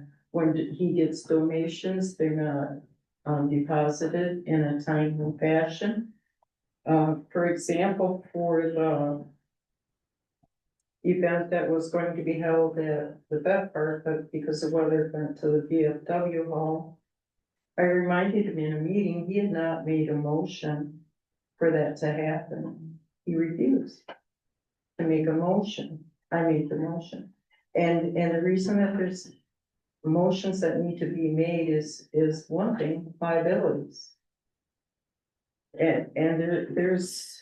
I recognize the need for procedure, and I also recognize that the two personalities here and Dave's had clash. I also recognize that I have had very little issue communicating with Dave, and I've had very little struggle communicating with Dave. And so I have to assume that it is more personalities clashing than it is anything else. were you at the last meeting? I was. Okay, It wasn't. I don't know. And I'm not saying that Dave doesn't have certain decorum issues, that I would never say that. He definitely does, and it's something that I've discussed with him at length, that it isn't helpful. And it's nothing, I mean, not anything personal offense. I mean, he's a very nice man, but I mean, he yelled and screamed at all of us over the dinner. I don't disregard what Dave has done. He has done a lot of beneficial things. How I am My whole. at a loss here for a second because I'm not out to trash Dave. I know things that Joanne doesn't know. The supervisor is aware and I'm happy aware. And do I want to state that publicly? No. Again, I'm not getting into personalities here. It's nothing to And do I'm with not- personality, I'm not- Josh. It has to do with, deception. Not recording. It's pretty heavy duty. And again, my issue is not, I'm not here to debate Dave. That's not what I'm talking about. I'm saying that there's a procedure, the procedure that happened where it was just an instant move to remove someone from the Parks and Rec committee without it being on the agenda, without it being previously discussed. I don't think that's the proper way to go about doing things. I think that we need to be able to have open discourse about these difficult subjects. And I know Dave is the first one that has the difficult time with the decorum of that, but it doesn't mean that we just give up and kick people out, especially when it's out of nowhere. I have spoke to him about his voice. And it got to the point I could not talk without him screaming and yelling at me. So I said, Dave, if you're just gonna yell and scream at me the whole time, I have no reason to be here. He went a long time and then he called and asked me to meet him, even though I had other things going on, I did. It started out good, but within like 15-20 minutes into that, he was yelling and screaming and threatening people. It was horrible, very horrible. Again, I'm not gonna get into personalities. I am talking about the previous procedure at Parks and Rec Committee, the fact that it was not on the agenda. The fact that that vote was an ambushed vote for the entire committee. And so I feel like there at least needs to, I would have been far more comfortable if at the beginning of the meeting, there was an amendment made to the agenda to discuss the structure of the committee. And then I would have been fine with that. There would have been no issue on my end from that. But because it seemed like there was a conspiracy to remove Dave without previous discussion with the entire committee, that's a bad look. It makes it difficult to trust your institutions when there's these horrible optics going on. That's my point.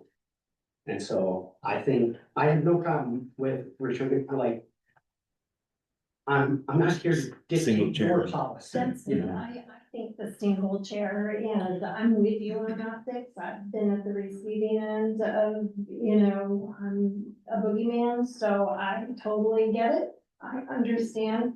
I think that we voted co-chairs were prior to that. It was one chairperson, so maybe going back to having one chair. And I think if that's up to the supervisor and board, we would be amongst all of you guys, working together to choose. Does anybody recall if we actually had a board vote to create the two-chair system? Yes. We voted. We did? Okay, Yes. so I'm gonna make a motion that we convert back to a single chair for Parks and Rec. And I will attend the next Parks and Rec meeting and we'll discuss and find out who would like to be considered for the chairman position. I'm also gonna reach out to Jody, because I think there's some value there. Here, Jody is literally the person that runs the Commission on Aging for this entire county.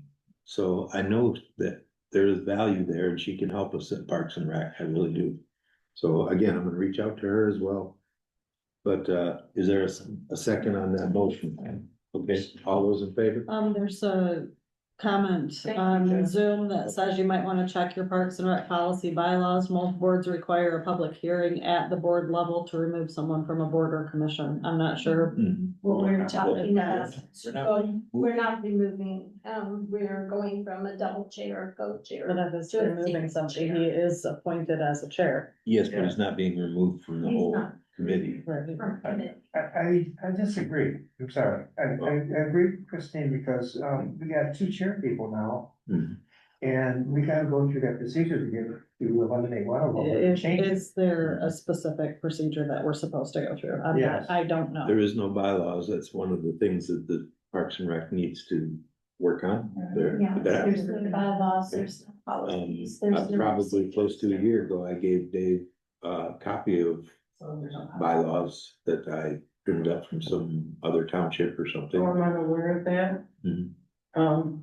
He won't give me or even let me look at the receipt book. Mhm. Well, If that you're- is another issue, okay? We get two Parks and Rec reports. And there's no way we can deal with that here at this meeting. We need one conglomerate thing from Parks and Rec as to what's being done, what is being asked for, and because we There can't. was misunderstanding about that in the beginning. I was doing the report and when Jody come on board, I wasn't aware that she took that on. Mhm. And since it's been straightened out, except for our last meeting, Mhm. Jody was so upset she had to leave.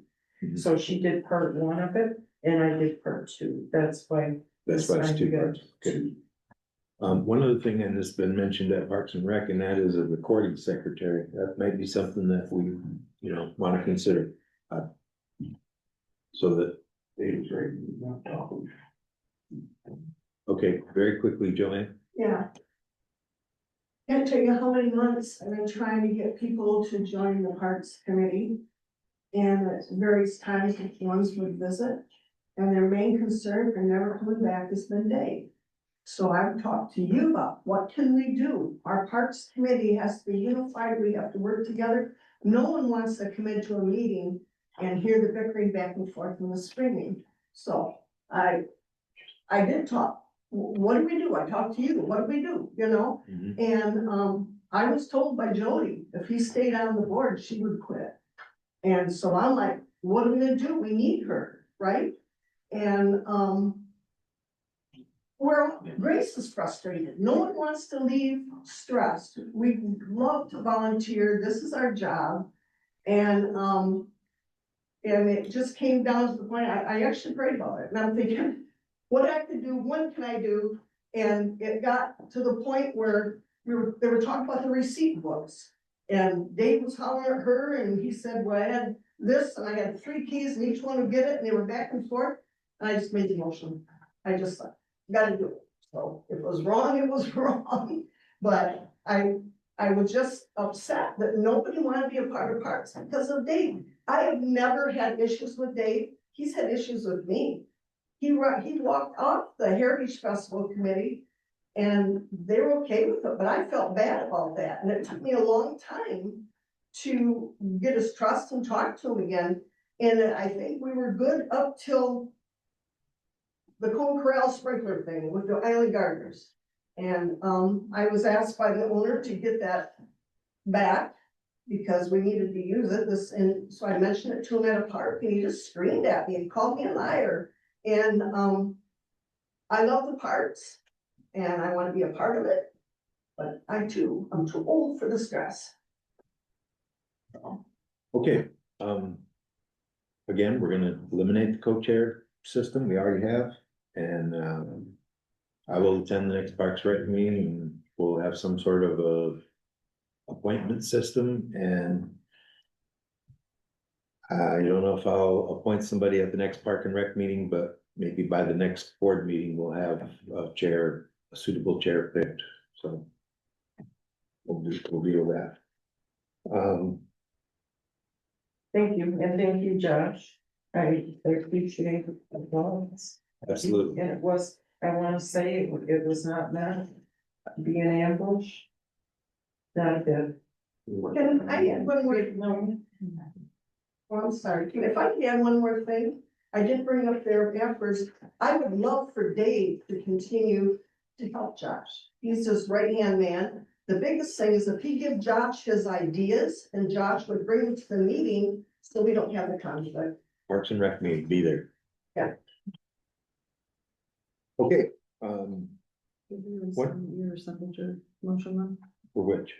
we made the motion to move from Didn't co-chair make- to, Oh, for yes, but we voted and that was pretty unanimously. oh, I didn't vote, I didn't. I didn't say. No, we didn't vote. Okay.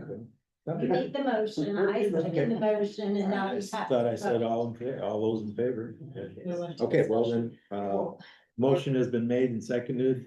All those in favor? Well, wait a minute, is that the proper procedure though? There is no procedure. I asked if we had had a vote on it when we appointed it as the two-chair system, two co-chairs. And everybody said that we did vote on it, so I said, okay, I'll make a motion and then we go to the single chair.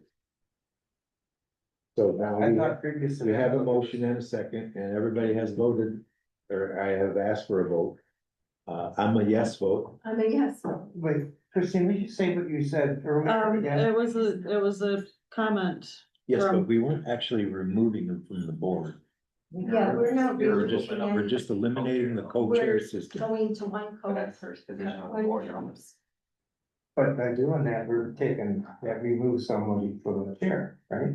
Well, actually, we're removing them both because now that we don't have a chair. Procedures with Parks and Rec, we made the choice as a board to do a co-chair, and now we're going back to making the motion to go back to a chair. We're not saying this person's gonna be the chair, that person's gonna be the chair. We're just going to resolve At the, this point, I don't even know who would be wanting to be considered until I ask everybody on Parks and Rec. Yeah. And again, I would like to still have a conversation with So you they'll go for a month without That's a what I'm chair. thinking, that will come up on a chair. at the next meeting. Then we'll, well, yeah, that's correct. Oh, okay, so who's aren't you the other co-chair? Yes. Oh, okay. Mhm. so would you make her the temporary chair, or would you have, I mean, Well, basically. that would be removing Dave. That would be removing Dave. So Okay. currently, when we agreed on the co-chair was that Grace would handle Parks and Rec and that Dave would oversee Patriot Park, because that was the piece of the puzzle. That he was the in. original plan. That was the Dave original. was gonna do Patriot Yeah. Parks and he didn't want anything else. Yeah, to that's do with that's anything. what we discussed, so even if we had to go back to those minutes and look at them, but that's what we discussed, having a co-chairman or co-chairmanship, that we wanted Grace over Parks and Rec and then we wanted Dave over Patriot Park. Hmm. So how can Parks and Rec and Patriot Park coexist with two chairs? Or do we have to go back to having one chair or two separate committees, a committee over Parks and Rec and a committee over Patriot and Park, Patriot Park? Jim, can you just like vote on it and then have a date that it begins? So then there's not this month in between and just go with David's. Okay, I'll modify my motion that we've already voted on. We'll re-vote. We still And- haven't We voted. didn't vote. Okay, good. I'll modify my motion to, make it, the single chair, make it effective post the next Parks and Rec meeting. We'll continue with the co-chair system until we have a Parks and Rec meeting And then you where, would have to appoint somebody at the Parks and Rec. where we will conduct it, a selection process. And I second that. Okay. Rick, you guys, are you Parks and Rec okay with that? I mean, do you want Dave as a co-chair too? It is the board's decision Well, we- to, Okay. Yeah, they're a committee. and they recommend that. Oversee that. What I've heard though, Mhm. okay, and Juniper Club, and I've been I was the board representation at the meetings, for Parks and Rec. Hmm. It seems like there's a lot of conflict with, Mr. Halchukas, and people don't wanna work with him, or it's hard to work with him. So we're gonna keep him on until the next meeting. Well, we don't have the authority, well, we do have the authority to do anything we want, I guess, but at this point, and I'm going by a recommendation from somebody on Zoom here, that the public hearing is generally required to remove someone from a board or commission. Literally, they're not a board or commission. They're a It's a committee. committee, so a committee, they're not a commission, and there's no policies in the committee. Okay, how about this? I'll make this motion that we continue a co-chair system until a future Parks and Rec meeting where we can hold the selection process for a single chairman. I mean, that will extend it so they can have the next meeting with the chairs. Okay, Or but, they could have a special meeting. but that would put her chair, I mean, that would put her chair in potential jeopardy, I mean, she might be elected again, but still. See, Why can't we? If we eliminate the co-chair system, then I think it's appropriate to consider both of the co-chairs as a potential chair. Well, can't we just eliminate one of the two, and then the last one standing is the chair? Jim, it's a committee, there is nothing guy would stop me right now from voting for one and leaving her there. And Yeah. There's nothing, it's a committee, there's no policy in place, there's nothing, it's not a commission, it's not a board. You literally right now as a board can vote to remove Dave and stick with the one chair. That's what I don't see that. And here's so confusing. Well, And that's basically what we kind of recommended. We wanted to go to London with the battle. I mean, that is true, but And I hope Jody will come back. I do too. But I also agree with a lot of what Josh said, that, you know, that vote was kind of rushed at that meeting. I will concede that it was. but honestly, I'm not so sure it needs to be voted on then. I think you guys are in charge of what happens. I mean, it was a great procedure. Again, it is a committee and we can appoint and remove. Exactly. I understand. So- We felt we had to do a recommendation to you because. Just like Jim said, you two. Give him a people complaint. talk, and one of those two can go to another, I and, think it's within the you know, board, right? they can come to the meeting, look at. It's happening here. I Well, personally. okay, then I like- let's hear from the board then. What do we want to do? Do we want to remove Dave or is it, what is the Well, consensus? no, in discussion over here, something was brought up that I didn't think of, so, go. I don't know, go ahead. I Make think your that we motion. should go from a 2-chair back to a 1-chair, and when that takes place, I think Dee's idea was perfect. I'm gonna put my 2 cents in here. I liked your idea. Just eliminate it and then at the next Parks and Rec meeting, Mhm. whoever wants to throw in their 2 cents, they. I like that idea the best.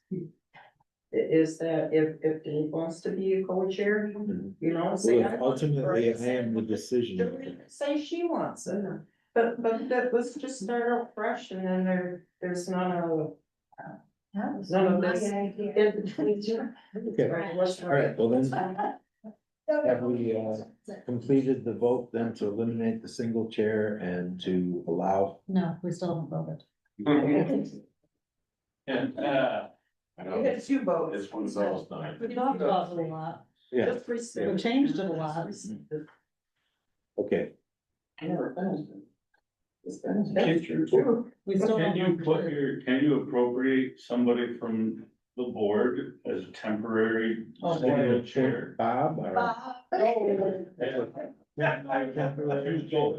The process of selecting the. Okay, let's do that. Let's move on here and we're gonna, I'll make a motion that well, first I'll rescind this motion. Okay, this is all rescinded. Yeah, and I'm going to make a motion that we temporarily appoint Mr. Underhill as the interim chair for Parks and Rec until we can conduct a selective process to appoint a single chairman.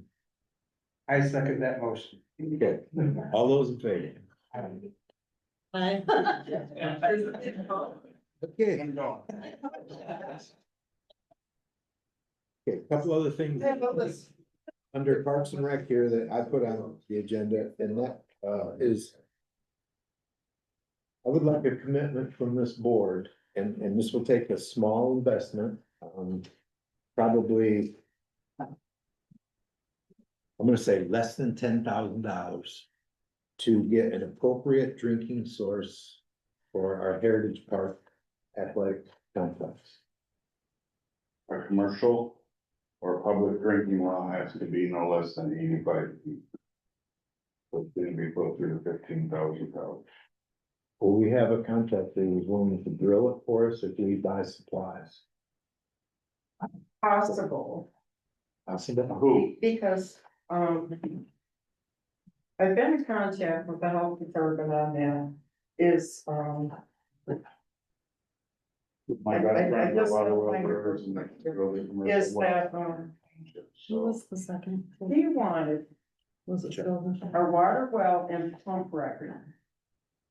And also a repair log of what's been done throughout the years. Of that. For what? Repairs, you know, To allow Jeff says that existing the well to pump had to become repair. commercial. But looking on this, if you'd like to look at it, I could turn my phone your way. Well, I know this, well, we have But is it only is, 40 it feet. says a type one pump. Type one is for public, anything over 25 units. So it is classified as a. Gordy, what kind of well is down there? Is it submersible or is it a tube? It is a submersible. It's a 4 This is 6 inch. Yeah. 6 inch. Well, the steel part's 2 inches in. Okay. but in the ground it's 6. Here's, What size ground? size? reduced when it comes off from sprinkler. What size drop pipe? this box, do you I want, this is the permit, and this says all that. And what do we need to do? Do we just need water tests? For the existing one? Yeah. No, there's a whole process. They have to come out and examine it, and to make sure it's. set At up one time, they were so- using it as a drinking source. Yeah. I don't know if they shut it down because. That's why there's bladder in there. There was. That bladder's not being used for the irrigation. Right. I just myself can't see throwing a lot of money already in to put in a new well.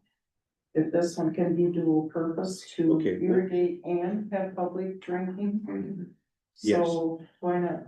Okay, what I'm asking, okay, and I'm not looking to do the whole well thing right now, I'm asking for a commitment from this board that we invest some money to get a drinking source at the park. We'll figure the details out at some point, but I want a commitment that when the time comes and there's a, you know, When you know. well, yes, of course, money would have to be available. I'm not paying for the well. Yeah, 4 baseball teams starting in March. Mhm.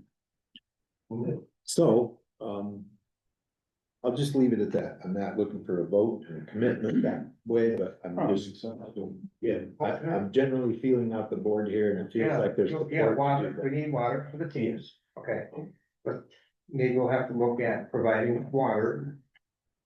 Whether it's through a well Mhm. or Yes, bringing it in. What yes. about your friends at Macolico again? Can they provide water out there? I don't know if they can provide it for free, No, I mean Yeah. for, I think they would.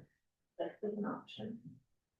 Yeah, and that way we're not sinking thousands of dollars into. Well, Parks and Rec is gonna pursue the most economical way we can put water out there, so. We do need water, there's people over there that walk that Yes. use all the time, and they keep the critters, and they need a drink, cause some people don't. Water for the dogs and that too. I think it's something we need, but. Yeah, we do. But I'm just saying, Okay. one. Yeah, let's move on here. Yeah. The most economical way to do it, yeah. Probably we should talk about that at the Parks and Rec. Exactly. This has been going on for 5 years. Okay, we're gonna All this, move on. we just need someone to make a decision. Okay, I have a commitment then. All right, moving on. Thank you, everyone. Thank you, Joe. Thanks, John, appreciate it. Maintenance, I will say this, I'm very pleased and excited that we have a maintenance individual that is competent and I'm not, that doesn't belittle anybody that we've had in the past. I'm just saying at this moment in time, I'm grateful for, Gordon and, his abilities. There are things getting done all over the place. And, I was a little concerned, with all the snow and stuff. I know he's been working on, it seems like he's always working, but, we've got a lot of snow and he's been doing a lot of plowing and we've done some research and he has not even exceeded his allotted 32 hours, but I believe maybe 5 hours in the last 2 weeks. Over that 32. So we're doing good on that. And I just want to express appreciation for that. Anything you want to add? I know there's work all over the place done. If anybody happens to know what is, there's 10 5-gallon containers in the building that Craig told me is possibly a toxic oil, a light oil, that was dropped off at the cemetery. They picked it That's up the only, and put it in there and they've been storing it for years and we don't know what it is. yeah, So if anybody has any information on that, or you know somebody that's been around the township a long it time. was Craig said it was toxic. I didn't want to mess with it, so. Mhm.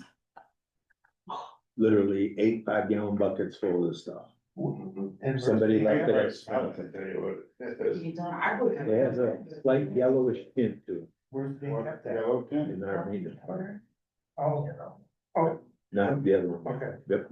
All right, so if there's no other maintenance issues, I'm gonna go ahead and move on. We're quite behind here. I will let you know that we still have 27,000 in the budget for building and grounds, salary, wages. Good. So we're good. Good. However much time you put in. And we can't, when there's snowing, we can't have the snow. No, we can't. 10 inches an hour, we can't. Yeah, but I just let them work. Yeah. Okay, I know we've been here 2 hours. I'm gonna ask, is there anybody that would like to take a break before we move on? I have to leave, I'd be sick, I wish I could stay. Right. Mention about the tires are happening here in a couple weeks. Yes, the 27th, we're getting new tires on the truck, on the plow truck, so. Just in time for spring. All right, planning commissioner, excuse me, zoning administrator here. We have a little bit of a housekeeping issue here. We need to confirm some things. Right, you can see my report, but there's a couple things to discuss quickly here, and I'll keep it brief. I think the intent of the ordinance. I kind of, Light ordinance number 30. yeah, like number 30, I get it, but the procedure of issuing the citation is a pretty long drawn out process. And I've discussed it with the supervisor. I think we need to streamline that process so we don't end up in the position we are now with a few of the problems in this community. So all I'm asking for is that the board will still ultimately make the final decision of whether to issue a citation. But tonight, I'm asking permission from the board to issue the official warning letters. And then it's a procedure after that. If the board is able to, I'm just asking to streamline it, that I present a case to the board and the board can make a decision whether to issue a citation or not. So it still falls upon the board, but instead of drawing it out where a process, it's like a police officer should be able to write a ticket. You shouldn't have to go to a supervisor and say, hey, can I get permission to write this ticket? Now, if it's an issue or something that's questionable, yes, then I get a supervisor, but still, I don't wanna take it out of the hands of the board by any means. Because I still have to present a good case to the board in order for the board to decide whether to issue a ticket or not. So all I'm asking for is just to kind of streamline that process. Because tonight, like I said, I've got 4 properties that I'm giving the official township warning letter, that legal process has started. So I need the board's permission to approve that, and we can address that quickly if you want to on the 4 properties. But just the housekeeping side of Jim's mention is, I'm just looking for the board's opinion on that. We did find a resolution that was passed by the previous board to allow you to do that. Correct. but then they passed the blight ordinance after that? Yeah, the resolution was, July 22 Yes, about saying, yep, go ahead and do what you need to do and then bring the final, yes. project to the board. And how that got changed when they adopted ordinance 30, I don't know, but it did. So I'm just thinking it's a very reasonable ask, and I don't think it. When you're driving around, you shouldn't have to wait for the next board meeting to get permission to write a ticket for somebody that's got a car flipped upside down in their yard. So like what happened, I talked to these people and then they did something, okay, so that I backed off. Mhm. And then if they, I don't wanna say learn to play the game, but they understood, and it's very few people. Cause most of the people that I've had contact with have been more than helpful. But there's a very few that obviously got to the point where citations are issued, or need to be issued. So, right, I shouldn't have to be able to do that. How are these warnings or tickets delivered? So I can do them in person or certified mail. The official Certified warning, return receipt, yes, okay. that's the official one. Like I said, we try to do everything before it gets to that. No, That's where I'm at now with Han Circle. I've got 2 on Rapid City Road and 1 over on Gillett. And they're all old issues. So. Yep. Maybe we should, approve the 4 properties now. You have the property ID numbers, right? We're not allowed to use individuals' names, or specific addresses, but property ID numbers, I'm told are sufficient. So, Yeah, I don't have them with me. I can forward that. Because I'm gonna almost send a copy of the letter to the board. okay. So you will have the property ID numbers and all the information on it. Mhm. And, maybe that's something that, we can get Dan to get involved with there to correct that language where it frees him up a little bit to do his job before he has to hit the hammer on people. Yeah, absolutely, but it should be working with at least you, Jim, and John Yes. with us to write that, so it works for both. Absolutely, and I'm more than willing to sit down with the planning commission or the township board anytime, so. Mhm. As we all know, there's way more than just 4 properties that have issues. We're starting a process. There'll be follow-up. I'm hoping we're gonna not just issue the thing and then, forget about it. Absolutely, again, ultimate goal for the township is get compliance. And a lot of people will comply when it gets to that point, some won't, but. Mhm. And I think it will help, is what I'm trying to say. And you're right, I'm trying to prioritize, because there's a lot more than that. I'm trying to get the most, I don't wanna be selective, but we're talking about high visibility problems, so That, that's and what we the start. number of complaints we receive. Exactly. Multiple on all 4 of these, so. Exactly. Okay, so I'm gonna make a motion that we free John West to issue the appropriate warning letters. Actually, we're both, because my name's on them too, so. Yes. For us to initiate the appropriate warning letters and get this process started. So you're just to start, because do you have an example of a letter done yet, or is this? Yeah, I've got it done. If you, like I said, I will email a copy to tomorrow, if that's okay with you. Okay, so we're gonna, what are we approving? I mean, or is that something you got on your phone that you could email? I have a copy in the truck from us, yeah. Yeah, I'd like to see that. Appreciate that. Yep. Okay, while he's doing that, Road commission, well, actually, just want to mention the safety committee is gonna have a meeting next Monday. I believe they meet at 6. Is that correct, Joanne? Joanne, safety meeting is at 6 o'clock or 7? I'm sorry, The safety meeting? safety meeting, yeah, once he left, we talked. He's coming right back. We can make it at 6 instead of 7. Okay.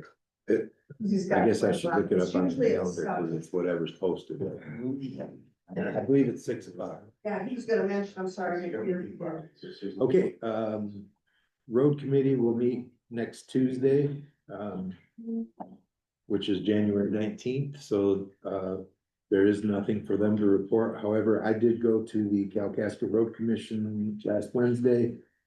And, the campground project up on Hill Road, they were required to get a traffic study. We had some suspicions maybe that they were gonna drop the whole thing, but they did follow through. And they're going through Wade Trim to get the traffic study done. So we'll just have to stay tuned on that and see what becomes of that. State has implemented like a new taxation system or appropriation for road funding.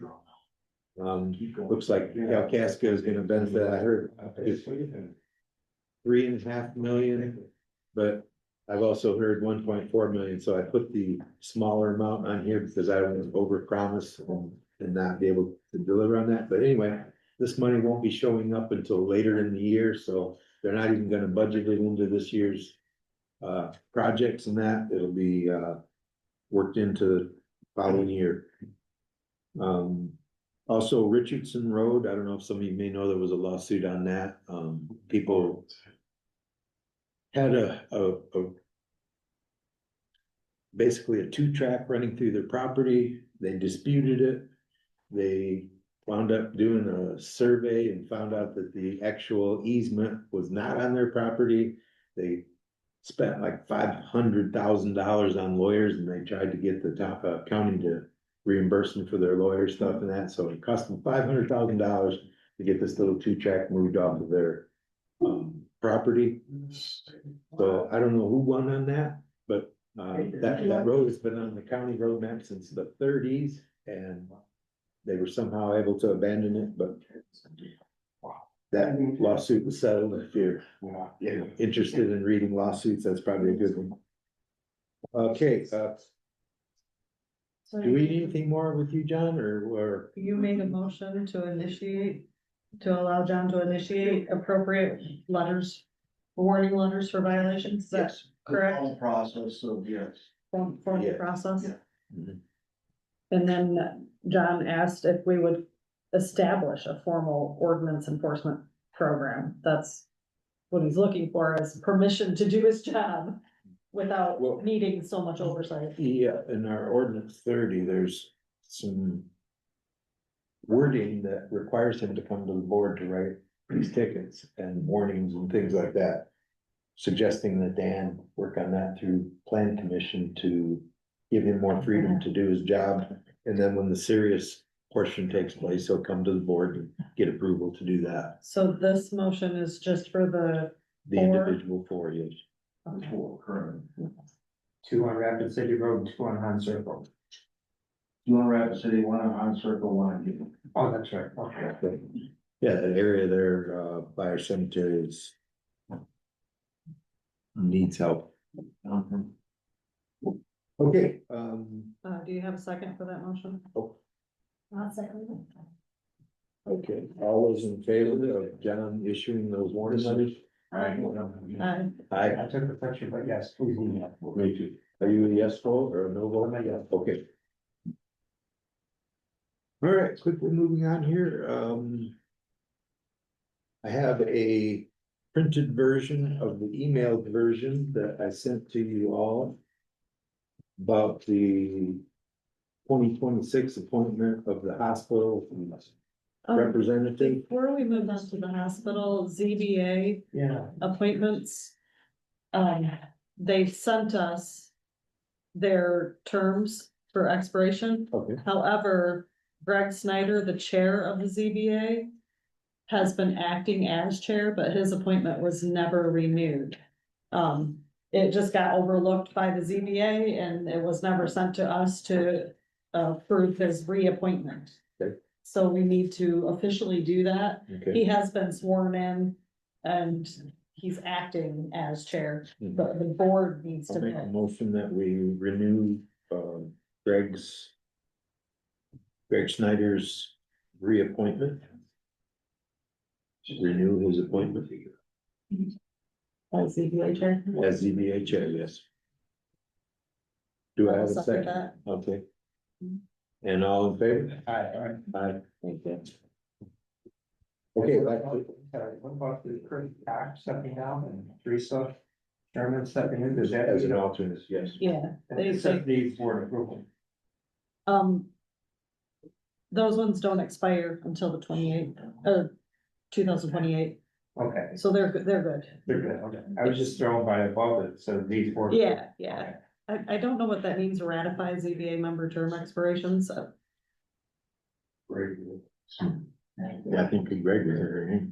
Yeah, he's the only one that needed it. Okay, back to the, appointment of representative as member of the Nonprofit Hospital Corporation. We've done this a number of times now. Still willing to do that. See, it's January 15th.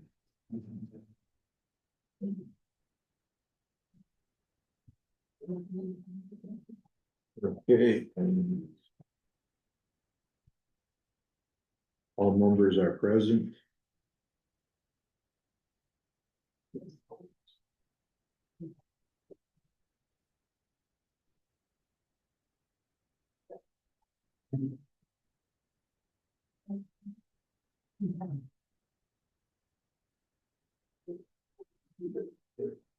Okay, again, this we have done a number of times. This is a appointment to the non-hospital or nonprofit hospital corporation, newly formed.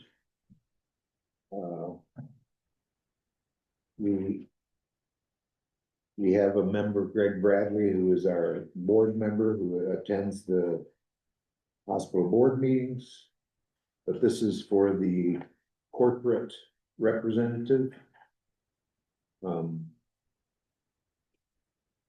So I will make a motion to, I guess I could say, continue to be the representative.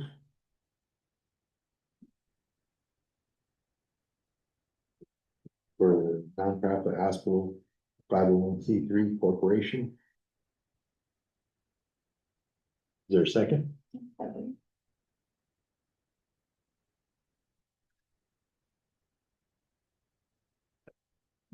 Okay, very quickly, whereas Clearwater Township is currently a participating member of the Kalkaska County Hospital Authority pursuant to Act 47, Public Acts of Michigan 1945 as amended. Whereas the authority formerly operated the Kalkaska Memorial Health Center, including skilled nursing facility, swing bed unit, rural health clinic, and together with all related assets used in the operation and management thereof the health facility. Whereas pursuant to the requirements of Section 9, Act 47, the authority previously transferred all assets and liabilities associated with the assets of the health facilities to Kalkaska Memorial Health Center, a Michigan nonprofit corporation specifically created for the ownership and operation of the health facilities. And whereas the governmental unit now desires to appoint Jim Lefew as representative to serve as a member of the corporation and to undertake such actions as required of a member pursuant to the corporation's governing documents. Now therefore be it resolved that the governmental unit appoints the representative to serve as the member of the corporation and authorizes the representative to undertake such actions as are required of a member pursuant to the corporation's governing documents. Any and all actions previously taken by an authorization agent of the governmental unit is in furtherance of the above are hereby ratified and approved. All resolutions and parts of resolutions insofar as they conflict with the provisions of the resolutions are hereby repealed. So basically, this is just reappointing me as the nonprofit corporation representative for the township. Is there a second? I second it. Wait, you did second. Yep. All right. All those in favor? Aye. Aye. Okay, so that would be unanimous. Nays, none. So I will declare this resolution adopted.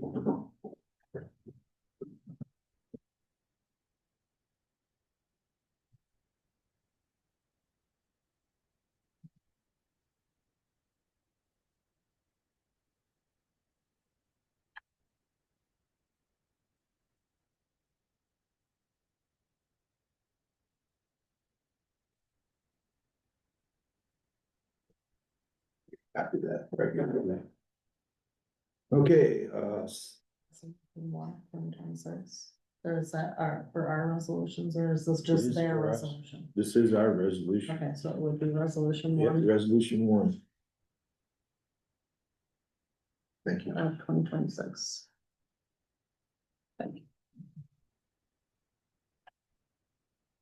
Okay, moving on quickly, Centaurus has sent us a couple requests. They want $1,994 for a 1-year extension on the warranty of our server up there.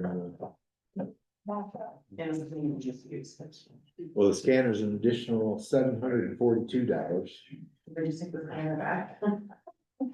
No, so my question is that server the one that does the backups? Because I think when we talked to Plant from Maria and the SNA, now that we're in the call, that we do all that.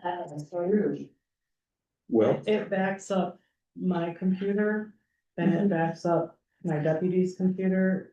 All of the township computers that are connected to the server are backed up to it, so all of the minutes, resolutions, all documents are backed up to that. So it's not just the So QuickBooks, if we're plus the going to, QuickBooks is there too. yeah, if we're gonna then look at, potentially having other services, so should we wait? Do we know when that contract ends? yes, it ended December 31st. Oh, yes. So, no, the contract for Centaurus. I do not know. Okay. I can tell you that the warranty on the server expired on 12/31. Are we intending to keep this server? At this point, If we, I would say yes, we need to warranty it. I would say when we make that decision, because most of the, Yeah. like if it's 186, I'll say that somebody's going to provide. go ahead. So I have these like, at home, I have these external hard drives, the little tiny things. And they're two T's, I mean, they're huge, and I save my photos on one, I've got my divorce on another, why can't you guys do that? You know, back up the old QuickBooks on the one, back it away. Another option would be in the cloud. I don't know why we bought the server. I mean, you'd have to ask Tom What do you Backers use why in we the did that. cloud? I think that was like an emergency action after the QuickBooks Yes. went down, right? But she It was had like, oh, access, no. she had access to our external hard drives and she never backed it up. The cloud, the SNA is on the cloud, so we don't have to worry about that. Mhm. We do have cemetery stuff, which I think they do backups, we do backups with the SNA on that one. But like the clerk was saying with the old QuickBooks, we should have that backed up to an external hard drive. Absolutely. I mean, those external hard drives are a lot less than that. Buy a bunch of them for 19. Right, and you Then we can up would- to 2T and they're. We would need someone to assume responsibility to maintain that and. No, keep it- track of it. The clerk would have her own, Mhm. so she'd have to back up her computer. And do it however she sees fit. I It have also our networks computer. our computers too, though. It has a shared drive, so That's correct. anybody can get on the shared drive. Anyone who's connected to that Centaurus can get on the shared drive. You don't use that. And open up. You know. Any document. I've utilized that quite a lot between my desktop and deputies. Mhm. And I guess you have to weigh the cost with, you know, what, some tariffs. Joanne. Go back to the I minutes. agree. You'll find, I don't believe there was a contract signed for a certain length of time. It was big controversy. I was fighting. There was no other bids. It was forced on us. And on the basis, they said it's the only one in northern Michigan. And I find it from other people this time. We're working on that right now, we're just thinking. But we need to put out for bids again. Well, I don't know that we can get somebody to just warranty a piece of equipment that we have with them. They would have to come in and look at it, all of it, and go over it. So, Who's gonna write a warranty on something that they? Take your chance, pull out the warranty. Get some external hard drives, back it up and take your chance, pull out the warranty. Until we find something else. And I, Well, first we have to know when that contract ends. If there is a time frame contract. That definitely better. I know our department totally avoids calls and hairs for anything, and there's stuff that we probably have done. We don't want calls and hairs. I just talked to him just the other day because the internet went down and they called me in a panic and saying, oh, your server's offline. Was We're the just moving equipment stuff around. purchased or was it? It's purchased. It is purchased, so we own that server. Yes, just like $45,000. Right. We would work on the car too. Well, we did, like, Chris Yes. said, I was It's kind of ridiculous. said, why You do you don't have to guys throw away a server in doing jail. this? Like, get something that has a good 10-year longevity, and when it dies, and Yeah, you does just a server replace itself it. have a warranty? Well, it's We been don't had think a about couple of this. years. So Andrew, I know the road commission had just gone through all this stuff and we were forced to do it by the state, so I don't know if the previous board was the same vote. No. We can't have anything in paper anymore. It all has to be on those servers, because the state has to be able to access it. We also be able to use Google Cloud, yeah, Google Suites, right? They bill us. yes, they bill us for it. They have those contracts, that Microsoft licenses, they hold them. So, but that's Maybe not we part of need this to be- warranty. Maybe we need to do some more digging. Okay, so at this point, we're not gonna extend our server warranty. We're gonna look at other options for. I mean, we're not gonna lose our server, tomorrow or Right, anything. It's a right. brand new piece of equipment. It's 2 years old. Right, Chris said those have like 10 years. And the scanner portion that they want an additional $749 for, that thing's only been plugged in twice probably. Nobody's ever used it. So it's basically a new piece of equipment. So I'm gonna move on from the Centaurus warranties. Okay, I just want to mention too, several residents, Sue is one of them. I don't know, I don't think I got anything from you this month, but I've got maybe a dozen responses from the bulletin that went out in the tax letters of people, commenting on different aspects, both for and against short-term rental things, just sharing information and that. So I appreciate all that kind of feedback. All right, D. No, I mean, letter D.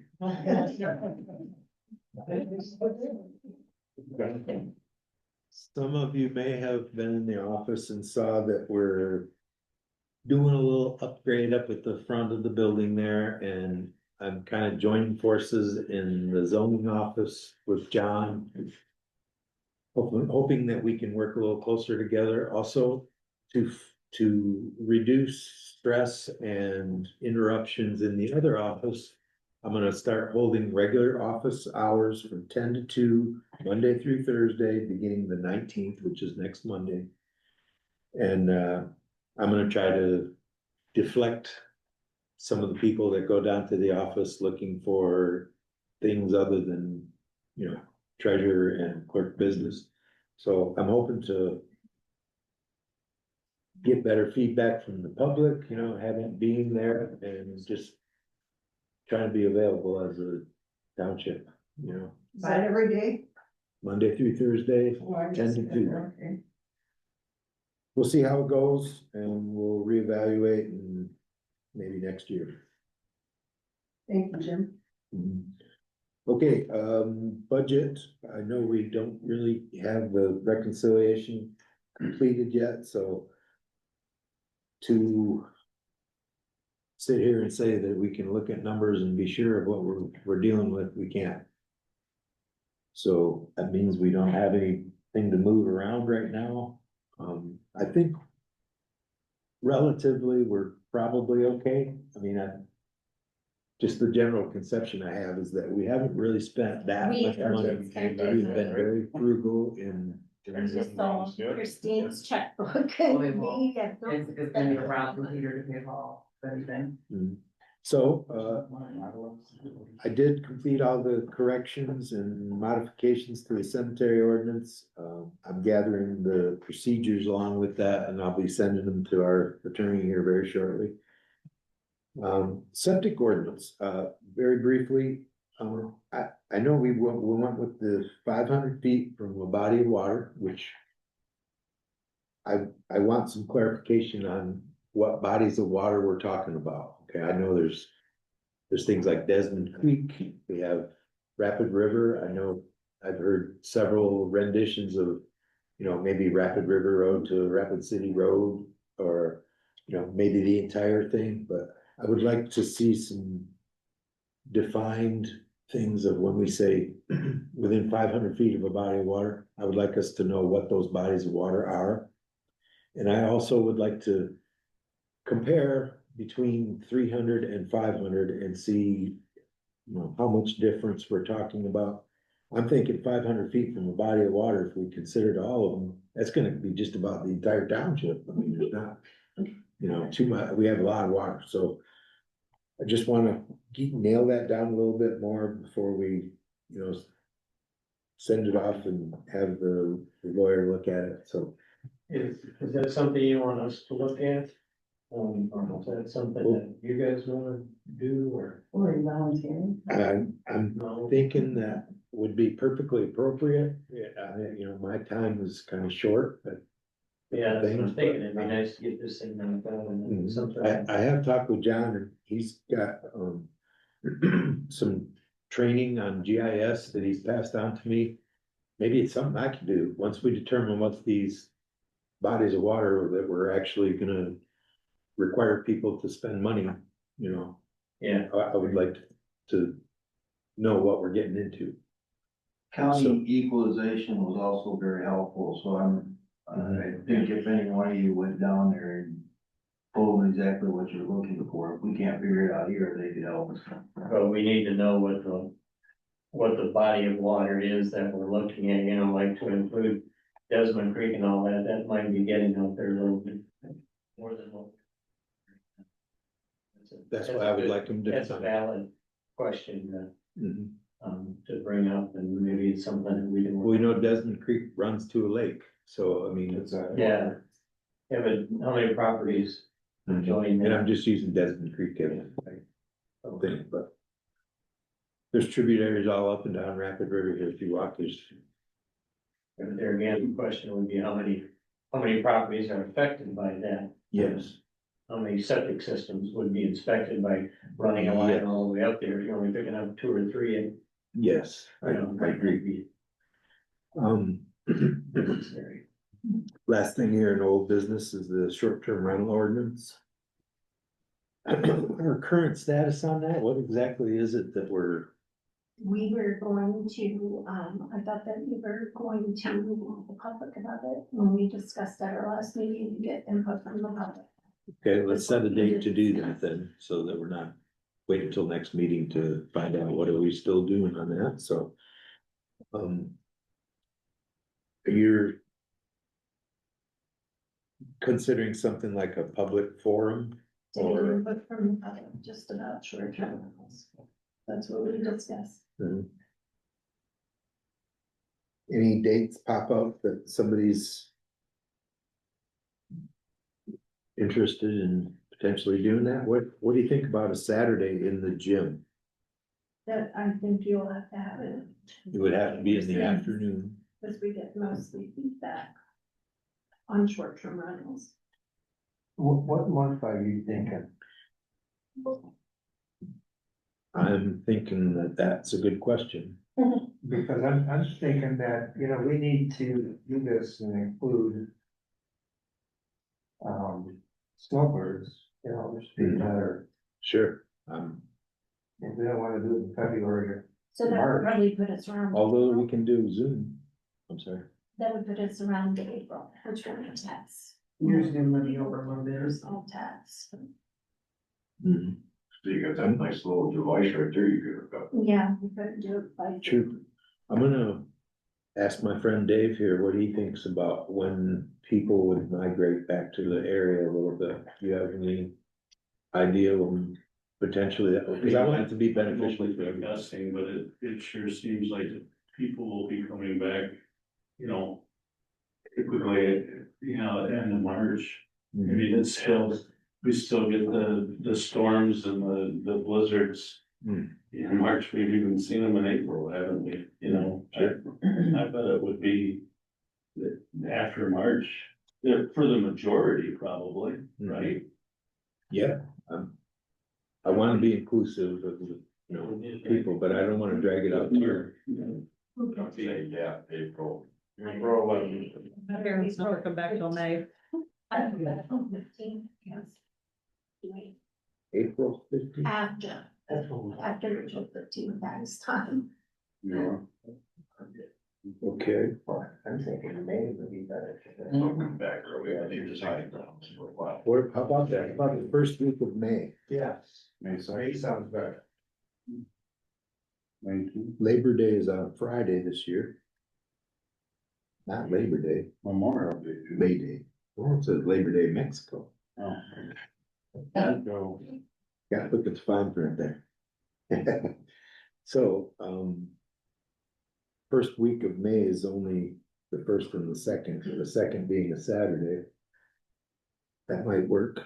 So why don't we do this? Why don't we tentatively plan for a May 2nd forum event for short-term rentals, and we'll try to make it as big and as inclusive as we possibly can. I'm hoping we can do it in one, What does it cost to mail a flyer to all of the? about $500. Well, For a really basic, simple flyer? Yeah, about 500. that would be with the tax. Yeah, you'd have It's because if we postage were- on top of it. If we were mailing it ourselves, it'd be a lot more, 2,500 parcels at almost $1 per stamp. Well, it's gonna be the same that we pay for postage with. Yeah. But that's what I'm saying, if we, But half of us come back. that's sad. Yeah, we want to do mailing that way. Okay. Just curious. We get so many back, it's a waste. Multiple property owners to be able to get them. The best bet is to advertise it and Facebook ads. Facebook. And I'm so. Actually, we should create a township Facebook page for the board and. Point you,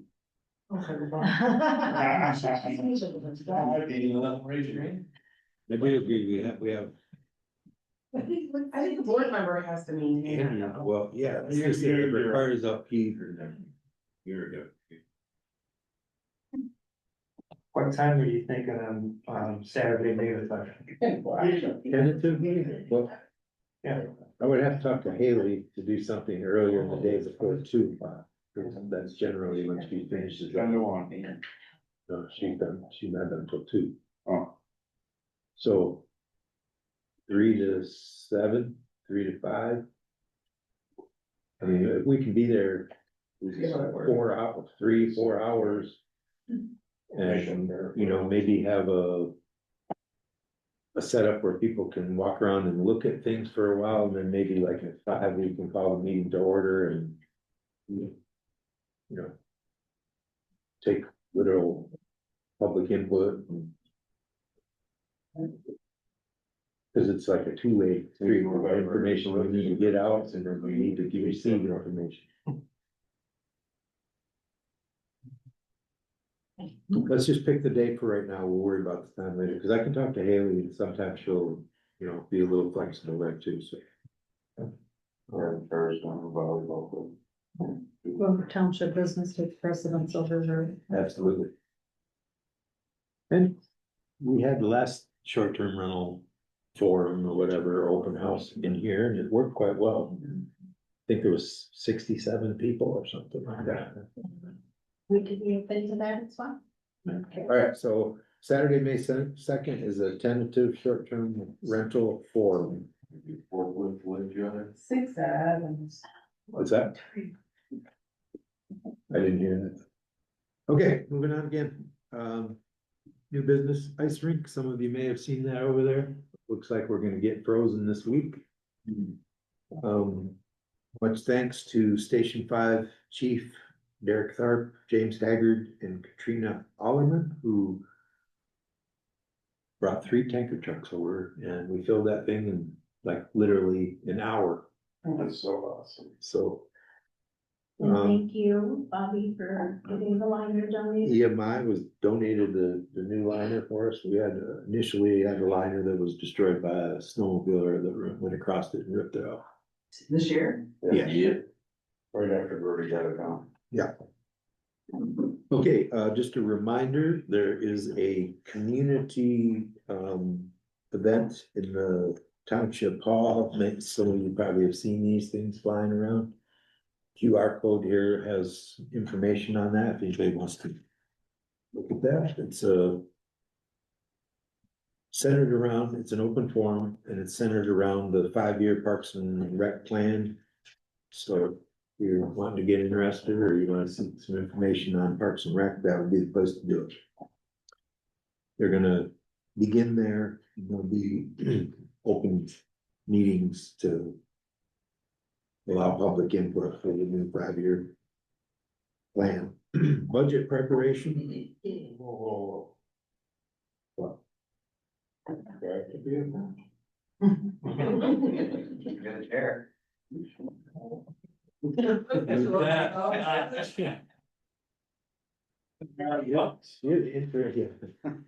Okay, budget preparation, Thank you. yeah. This again is something we kind of. Maybe kind of point somebody to do that for you. Before you move into that, you were just talking about Parks and Rec. You did add to the agenda ballot language for millage renewal for Parks. Yes, thank you. That was C. That was supposed to be in Parks and Rec. Yeah, our millage is gonna be up in 2026 for Parks and Rec. It's a 1/4 mil. And I'm looking for support for a motion to put something on the ballot in May to renew that. I think we have to have the language to approve. We can't just motion to do it. We have to have the language to approve. We're gonna approve the same language. Yeah, are you gonna do it the same? Cause there was a lot of controversy over what they could use that money for. But if you change it, it's not a renewal. It becomes a new. Right. We discussed that at the Parks and Rec and they wanted to go with the renewal. Oh, okay. I don't think they'll have any problem spending money, you know. We won't have any problems, but we don't. We got it, Mike. Right. So, Yeah. sorry. I suggested to Parks, I suggested you maybe at the board meeting, it's. In the former board, when things were what, after we had the millage, if we could come to some kind of agreement, because I see the language, it's kind of confusing as to what, it looks like we have to pay for everything from parks. Then we don't have money to do improvements we need. So could we, maybe not on that, make an agreement that when we just parks decide what's needed, that we can we will purchase the products. Whatever, if the township board would actually pay for maintenance to do whatever. So you're paying for the work, we're paying for the product. We can't. First thing that needs to happen with Parks and Recs is we need to maintain and get everything that we have now Yeah, safe. Before there's any new, oh yeah. But we we have to have to buy stuff. maintain what we have before we get a new one. We don't throw our car away when the first time we break. I'm something. saying buy split rail. In 3 more years, it's gonna be the 50th anniversary of Freedom Park. Mhm. We need to get the entrance looking good. Our word. Replace split rail. Take the old split rail, put it someplace else. Right. So the entrance is attractive. It's not good enough for the Intent park, is- it's good enough for a bus that everybody else here. I mean, That's before. we can drag junk around with more removal. Because nothing's been done there for years. Well- Because we haven't had money. But we're not going back into Special the order to include ballot language. Yeah. Where's the ballot language right there? Playground that is no broke down, then everything here.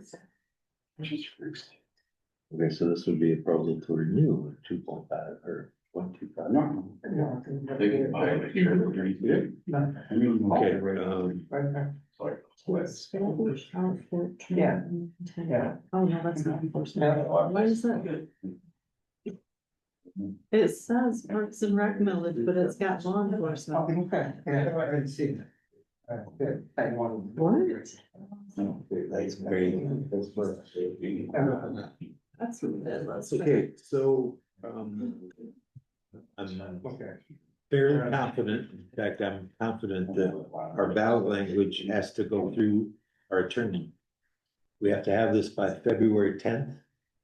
So good possibility, keep your ears to the ground, I might be calling a special meeting just to approve the ballot language, and that would be something that will take place before February 10th, which is prior to our next meeting, so. I guess maybe we should just vote to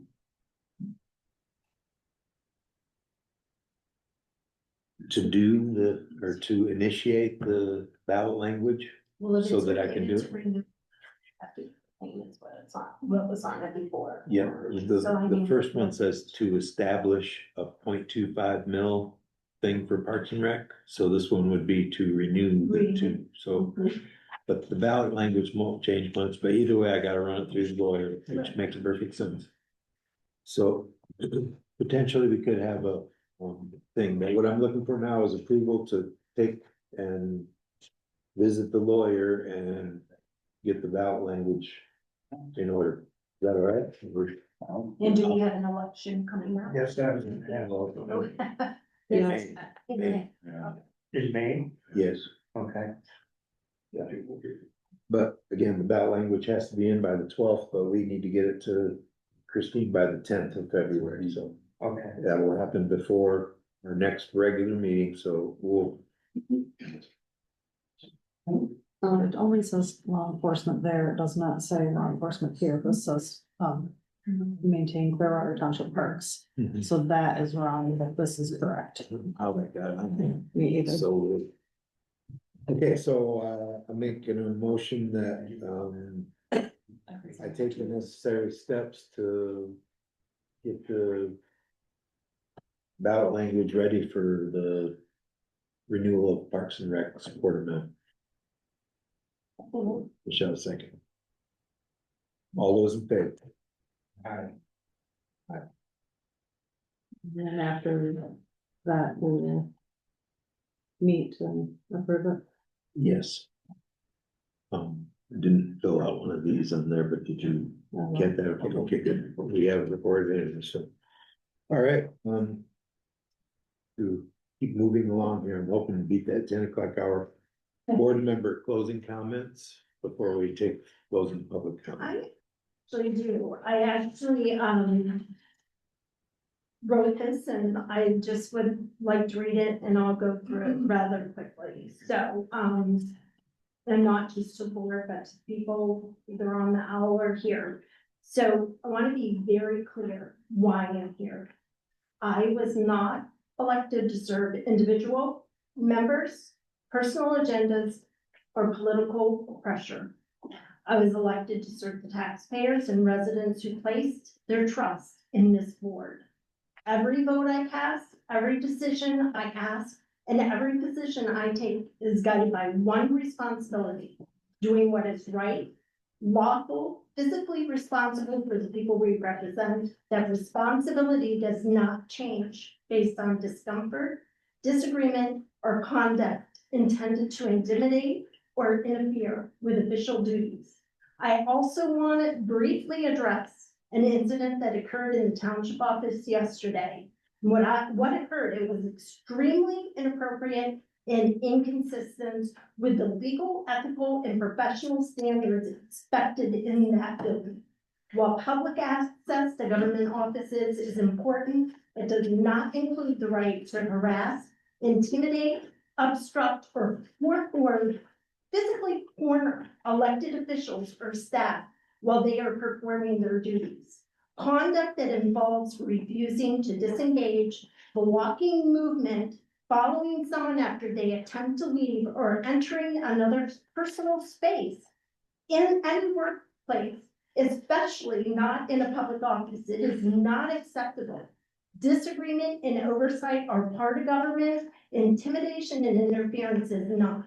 I will not discuss details tonight. However, I want it clearly stated for the record that behavior resembling harassment, obstruction, or assault, whether intentional or not, will not be tolerated. This happened, it was a board member's family member where this had happened, and individuals failed to intervene or correct the behavior towards the treasurer and the deputy treasurer. We both have a legal and ethical obligation to ensure a safe, professional working environment for employees, appointed officials, and elected officials alike.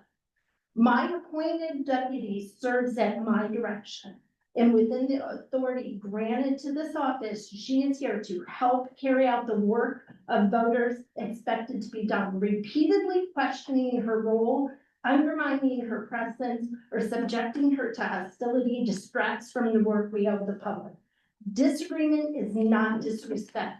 Oversight is not obstruction, but targeting individuals for doing their jobs crosses a line and weakens this board's credibility. I will not be intimidated into compliance. I will not allow those who serve under my authority to be intimidated either. Respectful governance means focusing on policy and outcomes, not personal attacks or power struggles. The taxpayers deserve transparency, accountability, and honest debate. They deserve board members who are willing to stand up, even when it's uncomfortable, to protect public interest and the people doing the work on the behalf. I respect this board as a government body, but respect does not mean surrendering independent judgment. Collaboration does not mean conformity, and unity does not require abandoning principle of fairness. If standing firm for the people I serve and those who work in good faith to serve them makes them uncomfortable, then so be it. I will always answer to voters and taxpayers, not to pressure, intimidation, or personal agendas. I'm here to serve the public. I'm here to protect taxpayer dollars and will continue to do so professionally, lawfully, and without fear. And hopefully that is my 3 minutes. Anybody else?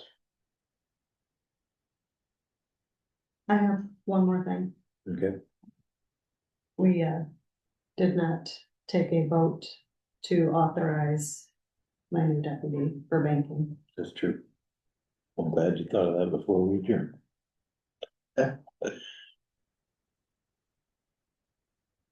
Would you like to make the motion or? I think that would probably be the treasurer because she is in charge of banking. Okay, So if we're required to make a motion, which I don't think we are because she's your deputy and sworn in. So the motion would be that she be on the bank account and remove Margaret's band from the bank account okay. at both Huntington and Oldham State Bank. I would second that motion.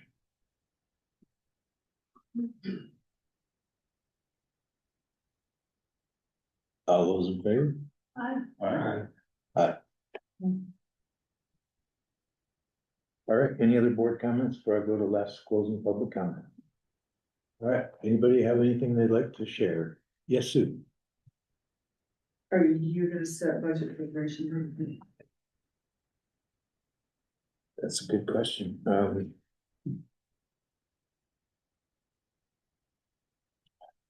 We could set a date, but we don't know when exactly that reconciliation is gonna be done, so.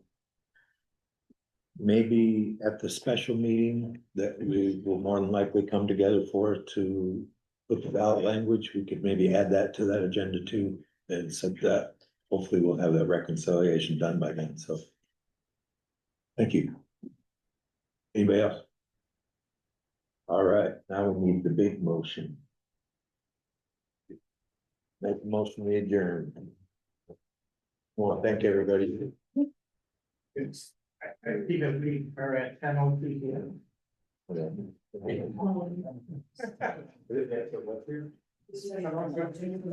Any time sheets for next week. You guys can hear that?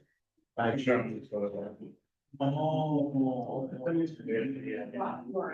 Oh, thank you. Good night, Dan. You got any days around here? Yeah. Okay.